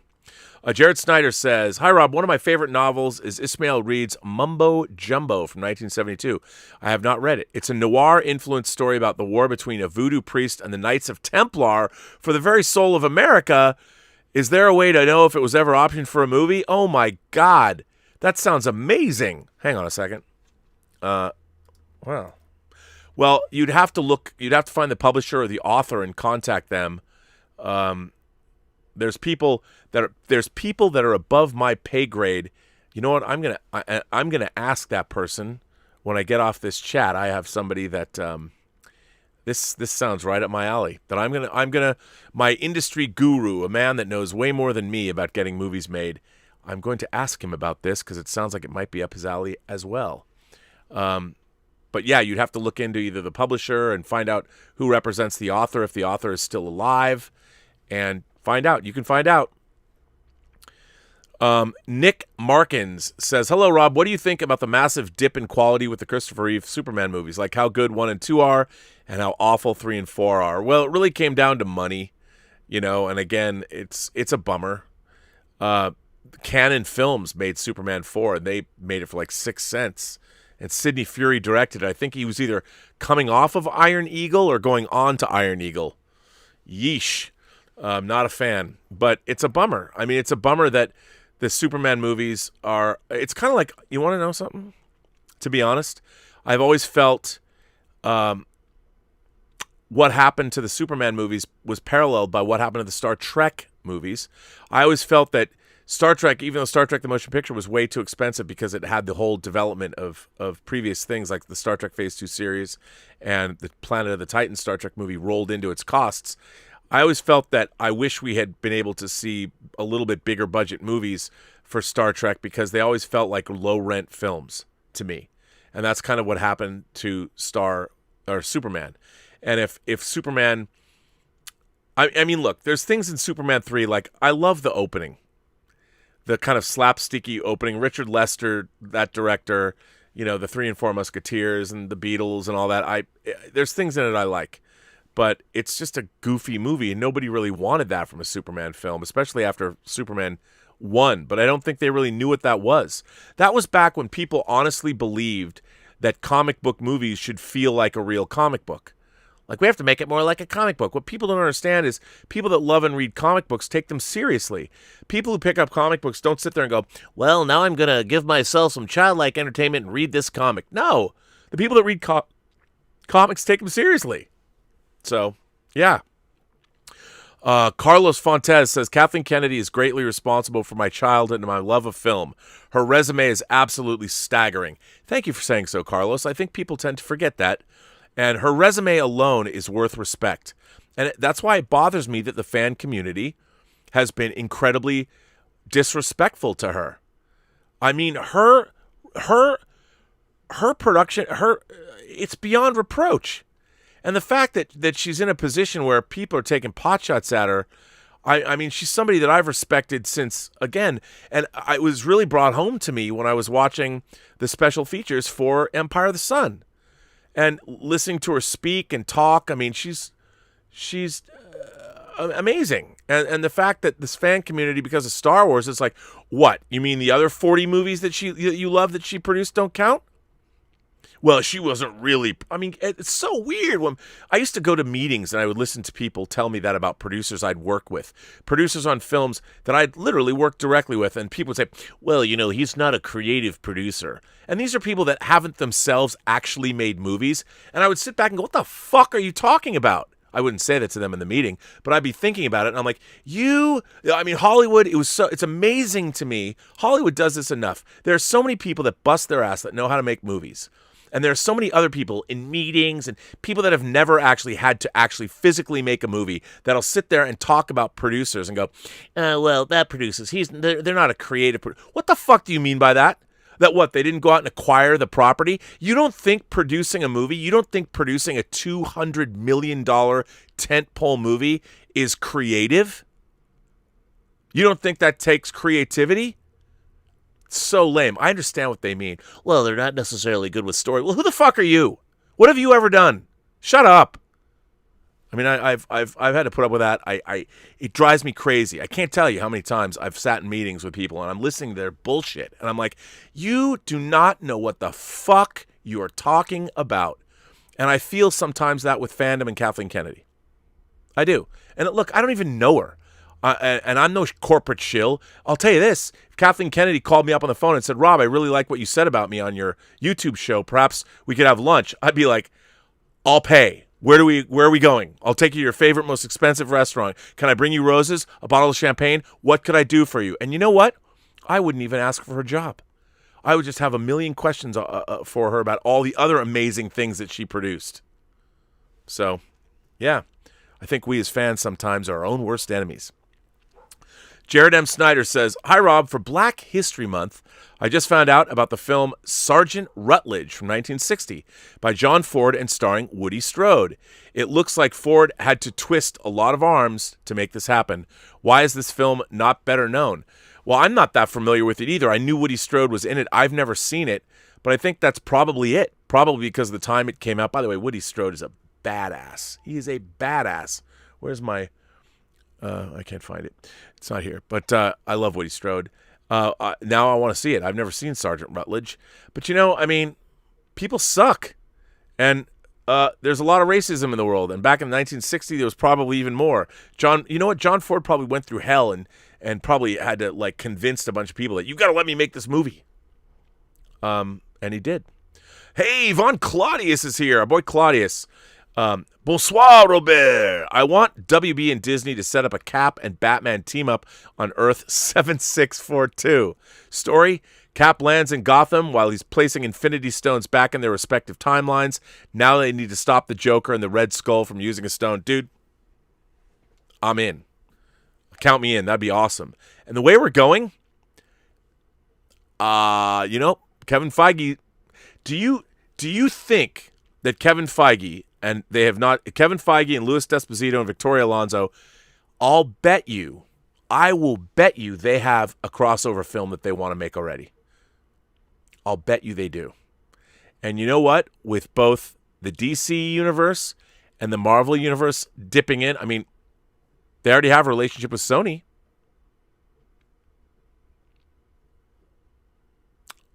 Let's see, I'll bet you. I will bet you that there will be a DC MCU crossover movie before 2026. How about that? I'll bet you. I don't know if it's going to be Cap or Batman. I don't know what it's going to be, but that is going to happen. And it might and again, I don't know. I have no knowledge of this at all. But if you're delving into the multiverse, you cannot tell me that Marvel wouldn't want to have a DC character show up in one of these crossover movies. Because if Doctor Strange is really delving into the multiverse of madness, how bananas would it be to see, I mean, you think Deadpool? What if Superman showed up? Now, I know, pipe dream, but here's the thing. I wasn't the first person to think of this. You know who already thought of this? Kevin Feige. I wouldn't be surprised if he's already made phone calls and inquiries into doing just that. And you know what? You know who wouldn't say no to him? The guy's running AT&T, Jason Kilar. Is it Kilar, whatever? Fuck yeah, man. That shit could happen. Don't think it couldn't. It might. I don't know if it's going to happen exactly the way you put it, but it could happen. Richard sends in a tip and says, if Bad Robot wanted to desperately make money off Trek toys, they should have kept with the First Contact aesthetic. Next to TOS or TMP, those are the only ships that the fans actually liked and found really cool. Yeah, no, it's amazing to me. Bad Robot's stewardship of the Star Trek franchise is the epitome of not getting it. Not getting it. On every level. It's just, and the ship design is probably the most egregious, beginning with having the Enterprise built on Earth. Jesus. Yeah, I'm with you. Richard says, I saw Matt Jarbo tried to concern troll you on Twitter. You should have just asked, why do you care so much, Boulder Boy? Trying to cancel someone is one thing. Trying to cancel when you have no power to do so is kind of sad. I didn't feel that way. Look, I don't know Matt Jarbo. You know, I've had a few exchanges with him on Twitter. I know that he has a history on social media, but I don't really know much about what that is. I don't know much about Matt, but yeah, I mean I didn't take it that way. Here's the thing. I like my fellow YouTubers. You know, I do. I watch everybody. I have no desire to get in conflicts with people. You know, and I as much as I can appreciate that someone like Film Gob will do a compilation of John Campea, and I appreciate somebody takes the time to do that, I ask myself, you know, when we're live, like right now, I try and bring my knowledge to this channel, but a lot of the time, look, I'll admit to you, I'm talking out of my ass. When I sit there and go, I'll bet you there will be a crossover between the DC universe and the Marvel universe by 2026. I'm riffing. I could be completely off base. However, the way things are going, it would be cool if that happened. And if nothing else, the stewardship, Feige, Louis D'Esposito, Victoria Alonso, those three people, I don't know where they have lunch. I don't know what they put in their coffee. But whatever they're doing is unprecedented in Hollywood. And the thing that they're doing the most is providing entertainment. Their job is to provide entertainment and make people happy with the movies they make and make Disney a lot of money. In my book, they're succeeding beyond anyone's wildest expectations. Wildest. And because they know what it is they're doing, especially Kevin Feige. And you know what? I bet Kevin Feige has probably in a drawer, not too far away from wherever he has his office, probably right next to his hot toy, of himself. Do you know what I bet he's got somewhere in his office? And I bet he pulls this out more than once, maybe once a week. The oversized Treasury edition of Superman versus Spider-Man. I bet. Or, if it were me, I would have Teen Titans versus X-Men with Darkseid and Dark Phoenix. But the first and the best and the classic, because the artwork is fucking badass, Superman, Spider-Man. Because what else are you going to do? You know, you can do crossovers and multiverses and all this, but where's the next mountain to climb? Besides the Paramount Mountain, as we saw in the Super Bowl, where's the next mountain to climb for him? The next mountain to climb for him is to get fucking Superman and Spider-Man in a movie, man. How cool would that be? How cool would that be? And where did that idea come from? from the 1970s, from that giant oversized Treasury edition that every kid had of Superman and Spider-Man together. They want to do it. And you know what? The only people that would say no are their corporate overlords. Because, and I think the people at Warner Media now are like, fuck yeah, let's do that shit. Why wouldn't we? I mean, come on. But why wouldn't we? Let's do a Superman Spider-Man movie. Henry Cavill and Tom Holland. Who wouldn't want to see that? To me, I'm like, it's going to happen. It's going to happen. I don't know when. I don't know who's going to direct it. I have no clue. But let me tell you. Yep. But anyway, yes. What was I saying? I was talking about YouTubers. Yeah, I like all my YouTubers. I think it's bad form to what I was saying, we're riffing. That's what I was saying. I was trying to answer your question, Richard. We're just riffing, and whether we're right or wrong, I mean, I'd like to say that we try and bring I try and bring as informed of an opinion as I can. But I'm also a raging fanboy, and for me to come up with the idea that Kevin Feige has, I don't know. I think he does. I bet he does, or I bet if it's not in his office, it's somewhere. It's close by, or he's thought about it. Because how could he have not? How could he have not? They're thinking, where are we going with this? What are we going to do with this? Why are both the DC and the Marvel universes embracing the idea of a multiverse at the same time? All I can do is fanboy out on it because I'm here for that. But yeah, I don't think it's okay that we go after each other. I've been very fortunate that a lot of different YouTubers have asked me to come on their channels. And I'm honored to be on any channel, as long as it's worthwhile. I think it's great to do that. And I've tried to reach out. And I have to tell you, I like everybody. I have yet to, there's not anybody there's a lot of people I don't know. I don't know Grace Randolph. I don't know Andy Signore. I've never met them. I've never streamed with them. I don't know them. So, but their channels are certainly viable and out there, and they've been around. Grace Randolph's kicking ass. Andy Signore he's trying to come back, his Phoenix story, rising from the ashes, and it's I think we're all in the same space. So yeah, and I know Matt Jarbo is kind of that way too. I don't really understand what happened to him, but it was weird. That it was interesting because it was at first it was somebody was talking about John Campion, and then I answered that question, and then there was a pivot there to something else. I'm like, well, what does that have to do with the? It's strange, but can't we all just get along? Justin Jorgensen says, "Hey, I'm back again, haha. To me, Superman and Lois is doing what Spider-Man 2 did for Spider-Man, but for Superman, that's a pretty astute observation. A more personal story showing how our hero has to balance his personal life with his hero life. I love this show. Well, I love the pilot. Let's see where it goes." Eric Jewett became a member of the channel. Thank you, man. Von Claudius is back. Monsieur Robert, I admire your ability to resist pandering to a particular political camp. You constantly express fairness. How refreshing. But I regret to inform you of your upcoming imprisonment. From now on, you'll be known as prisoner number 6. You know what, though? I could see that. I'm all for it. I want to be taken to the village and see if they'll break me psychologically or if I could win. If anything else, I would want to just, at one point, take number 2's chair and roll it out of there and bring it home. I've always wanted that number 2 chair. But I appreciate that, Claude. And you say hello to your lovely wife for me and Spencer.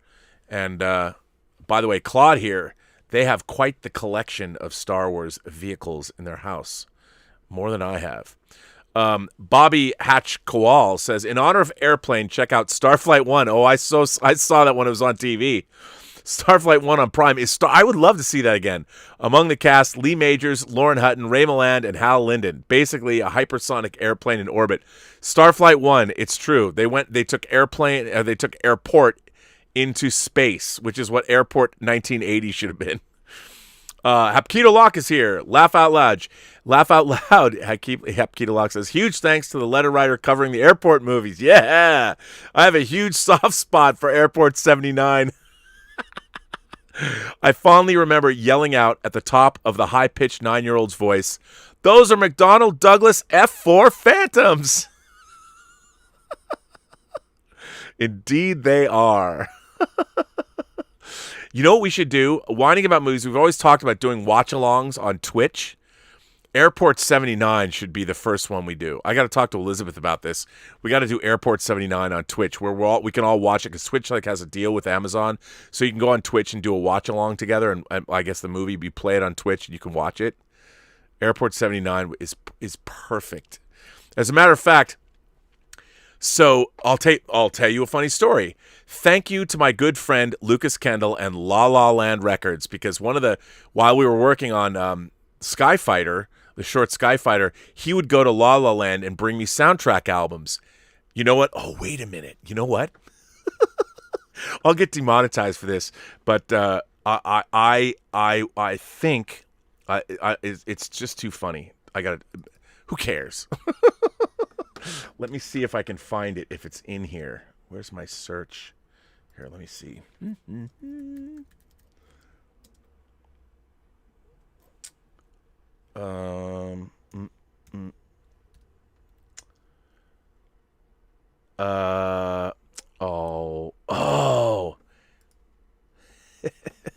Now, yeah, check this out. I think I can do this. Cause Lalo Schifrin did the score for Airport 79. And let's listen together, shall we? Let's see. Not now. I don't want to play it now. Why won't you? Oh, I've got to update some software. Damn it. Oh well. Anyway, the score for both Airport 77. So I got the score. Lucas got me the score for Airport 77 on CD. And unbeknownst to me, because it doesn't say it on the cover, it just says Airport 77, which has great artwork of the 747 at the bottom of the Bermuda Triangle. But when I was listening to, because Airport 77 has a great theme, the music is great. But when I found out that the score, the score for the Concorde, the opening main titles, it's awesome too, so good. Richard says, I don't know if a Boeing could survive a hit by a Cessna. Fun fact, when United 93 was still airborne, the Air Force was planning to send an F-16 after it, but they didn't have enough time to install missiles on it. It would have been a one-way mission. Ooh, I didn't know that. That's a bummer. Claudius Rex says, by the way, Robert, pronounced Robert, still waiting on pictures of your SR-71. Oh, it's right over there. As a matter of fact, I'm looking at it right now. I keep forgetting to get that for you. Excuse you while you whip it out. I think that will be my birthday present request. Oh, I should get you one of them. Can't you get them still? I got that I got that with a Corsair. I bought the SR-71 and the jet, the Corsair with the wings that I love. Those are two of my favorite models that I built. So yes, I'll have to do that. Tony sends in a tip and says, hey Rob, we got lots of different stories in the MCU. Do you think the MCU will do a Dazzler musical? Or any musical? Seems like one of the last genres left. Do you think WandaVision will impact the MCU beyond Spidey 3 and Doctor Strange 2? I think WandaVision will impact the MCU. And let me just tell you, it never occurred to me until just now. I am all about the Dazzler musical. Oh my God. It's got to be set in the 70s. How awesome would that be? I mean, a Dazzler musical. Oh, man. Oh. And you know what? You got to get Barry Gibb to come back and write some music for it. That is a great, great, great idea. Darth Tasty became a member of the channel. Darth Tasty 2099, thank you. Aeon sends in a super chat and says, hey Rob, can't believe I actually really like Superman and Lois. Way better costume as well. I agree with that. I wouldn't have missed the mystery supervillain. That was boring to me, but overall a great pilot. You know what? I could have I know they had to put a supervillain in there so you could get somebody punching somebody, because otherwise people would bitch. But I was like, okay, okay. It was cool that I won't say it, is wearing armor. I'm like, I'm in. Our fetus is expendable. Sends in a tip and says, Rick Berg, first of all, sent in a tip. So thank you, Rick Berg. Send a super chat. Our fetus is expendable. I would say, well, No.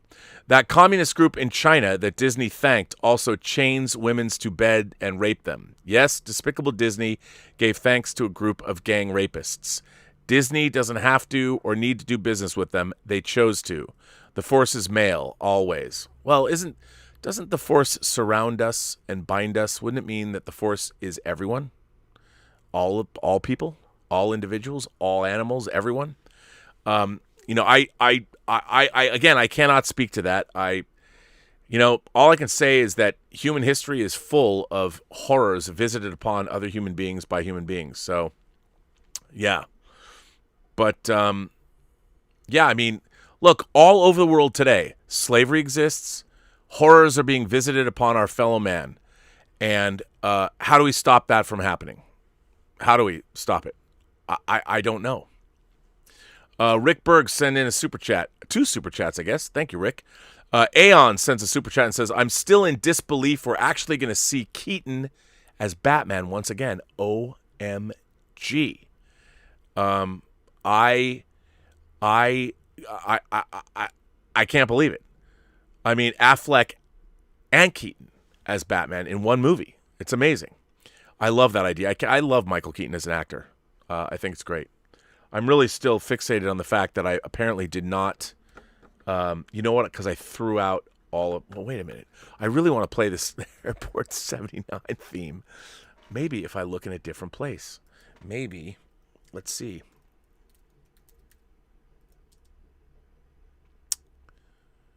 I guess not. It's too bad. I thought I had it.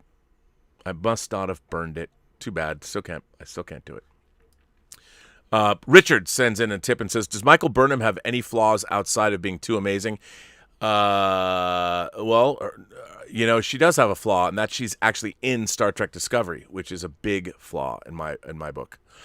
Devin Hilton sends in a super chat and says, I'd politely say we're going to agree to disagree on Miss Kennedy and her stewardship of Star Wars. Separately, is the 80s comedy series Going Bananas the worst thing ever put on TV? I've never seen that, but it sounds terrible. It sounds terrible.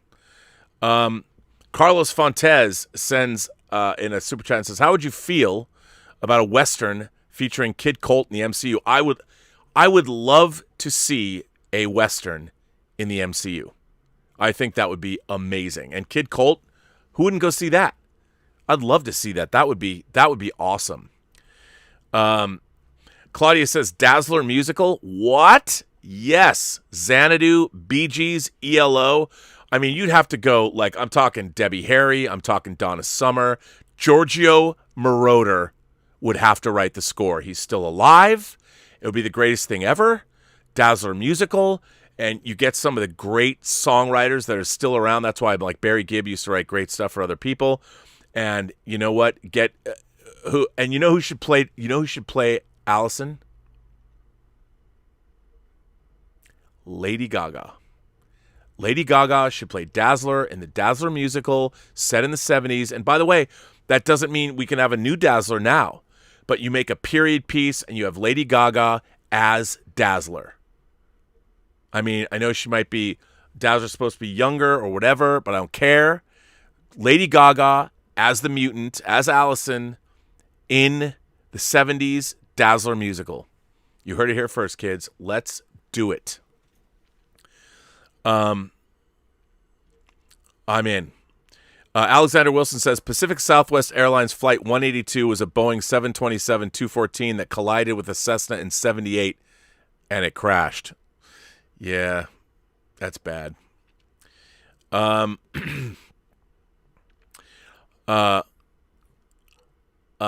says, only 40 seconds of footage was shot in China out of a 2-hour movie. In order to shoot there, Disney had to go through an intermediary which dealt with local authorities. Disney didn't directly deal with the Uyghur camps. Yeah. I know. I mean, it's the politics it's rough, man. Wizard74 sends in a super chat and says, I'm loving that sweatshirt, Rob. Well, you know what? I was eating my lunch before I came on the show. I went out and looked on our front stoop, and there it was. This is my inaugural. It's pretty neat. I mean, it's got cool trim. And it's cool, man. I dig this sweatshirt. It's badass. Alexander Wilson says, if you want to see a real-world Kobayashi Maru, research United Airlines Flight 232. It's one of the craziest aviation stories out there. Ooh, I will. That sounds good, Alexander. Well, listen, ladies and gentlemen, boys and girls, gentle beings, kind souls, all of you across these 28 known galaxies, I want to thank you for being here. This is a long one. What a fun show this was. I apologize. I did not get to play either the Airport 77 theme or the Concorde Airport 79 theme. But do yourselves a favor. If you like film music, go to La La Land Records and go buy the Airport 70. It'd be very funny if everybody who was watching the stream went and bought. They probably got a sale on it. Actually, let me see if they even have it. I shouldn't say this unless I know it's true. Girl, you don't know it's true.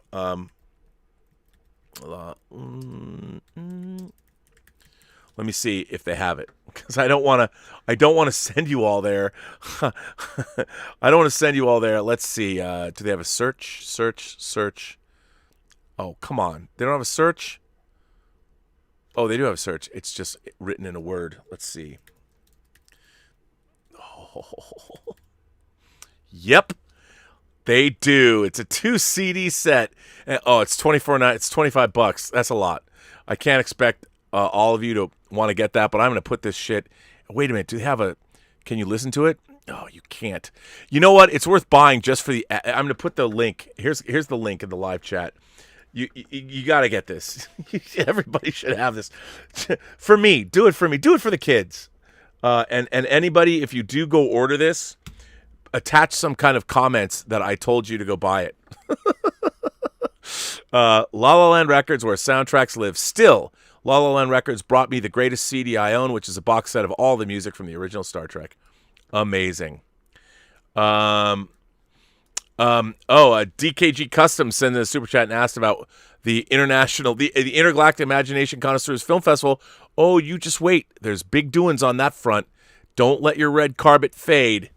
We're going to get back to it. I've been remiss. I've been so busy with the work that the film festival is coming back in a big way this upcoming week. And by the way, if you are a filmmaker, watch your inbox.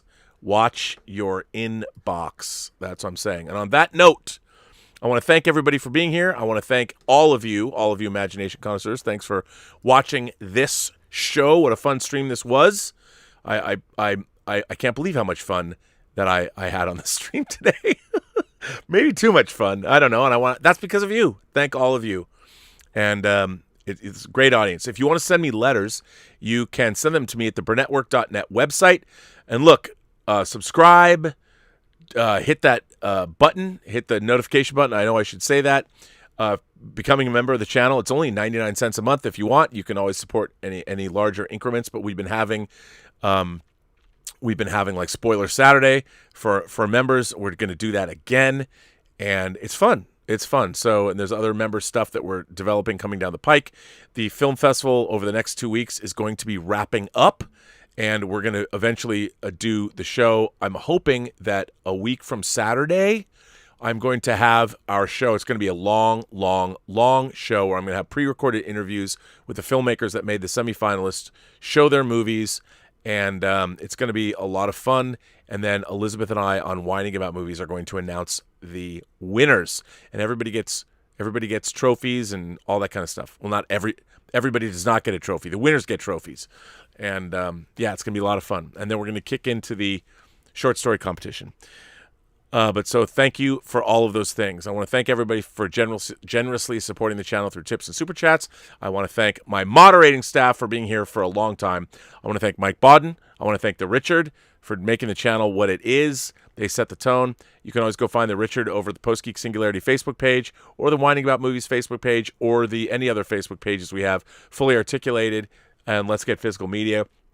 I want to thank Josh Levesque. I want to thank Greg Smith is here. I want to thank Josh Rosowskis. And obviously, I want to thank you for that very sweet letter, Josh. That was very nice of you. Bunyan Snipe is here from the UK. Greg Smith, he can drive around in his 1-to-1 scale land speeder, which is cool. It's great to have you all here. So thank you. Justin Toner's here. We got everybody here. How fun. What a great time we've had today. And on that note, I will say I am not on the John Campy show tomorrow. I am not. I'm going to be on I'm going to be streaming with some other folks. I'll tell you all about that. There's no whining about movies tonight because we're back. We have to do on the weekends, unfortunately. But All That Jazz and Local Hero are our next movies. We're probably going to push into March as well. We're going to keep March all viewers' choice because Elizabeth has been so busy with her school projects. But they're great, and I would call Elizabeth an artist, a fine artist and an artist par excellence. So there you go. With all of that, I say remember, every person you meet has a story to tell that you have yet to hear. And all you have to do is listen. And with that, I say, have a better day. And everybody should listen to the themes for both Airport 77 and Airport 79. And on a completely unrelated note, another great theme that a lot of people don't know is John Scott's theme for The Final Countdown. Another airplane-related movie, Splash the Zeros, coming out on 4K. And on that note, I think adrenaline's getting the best of me and I'm getting loopy. Have a good night.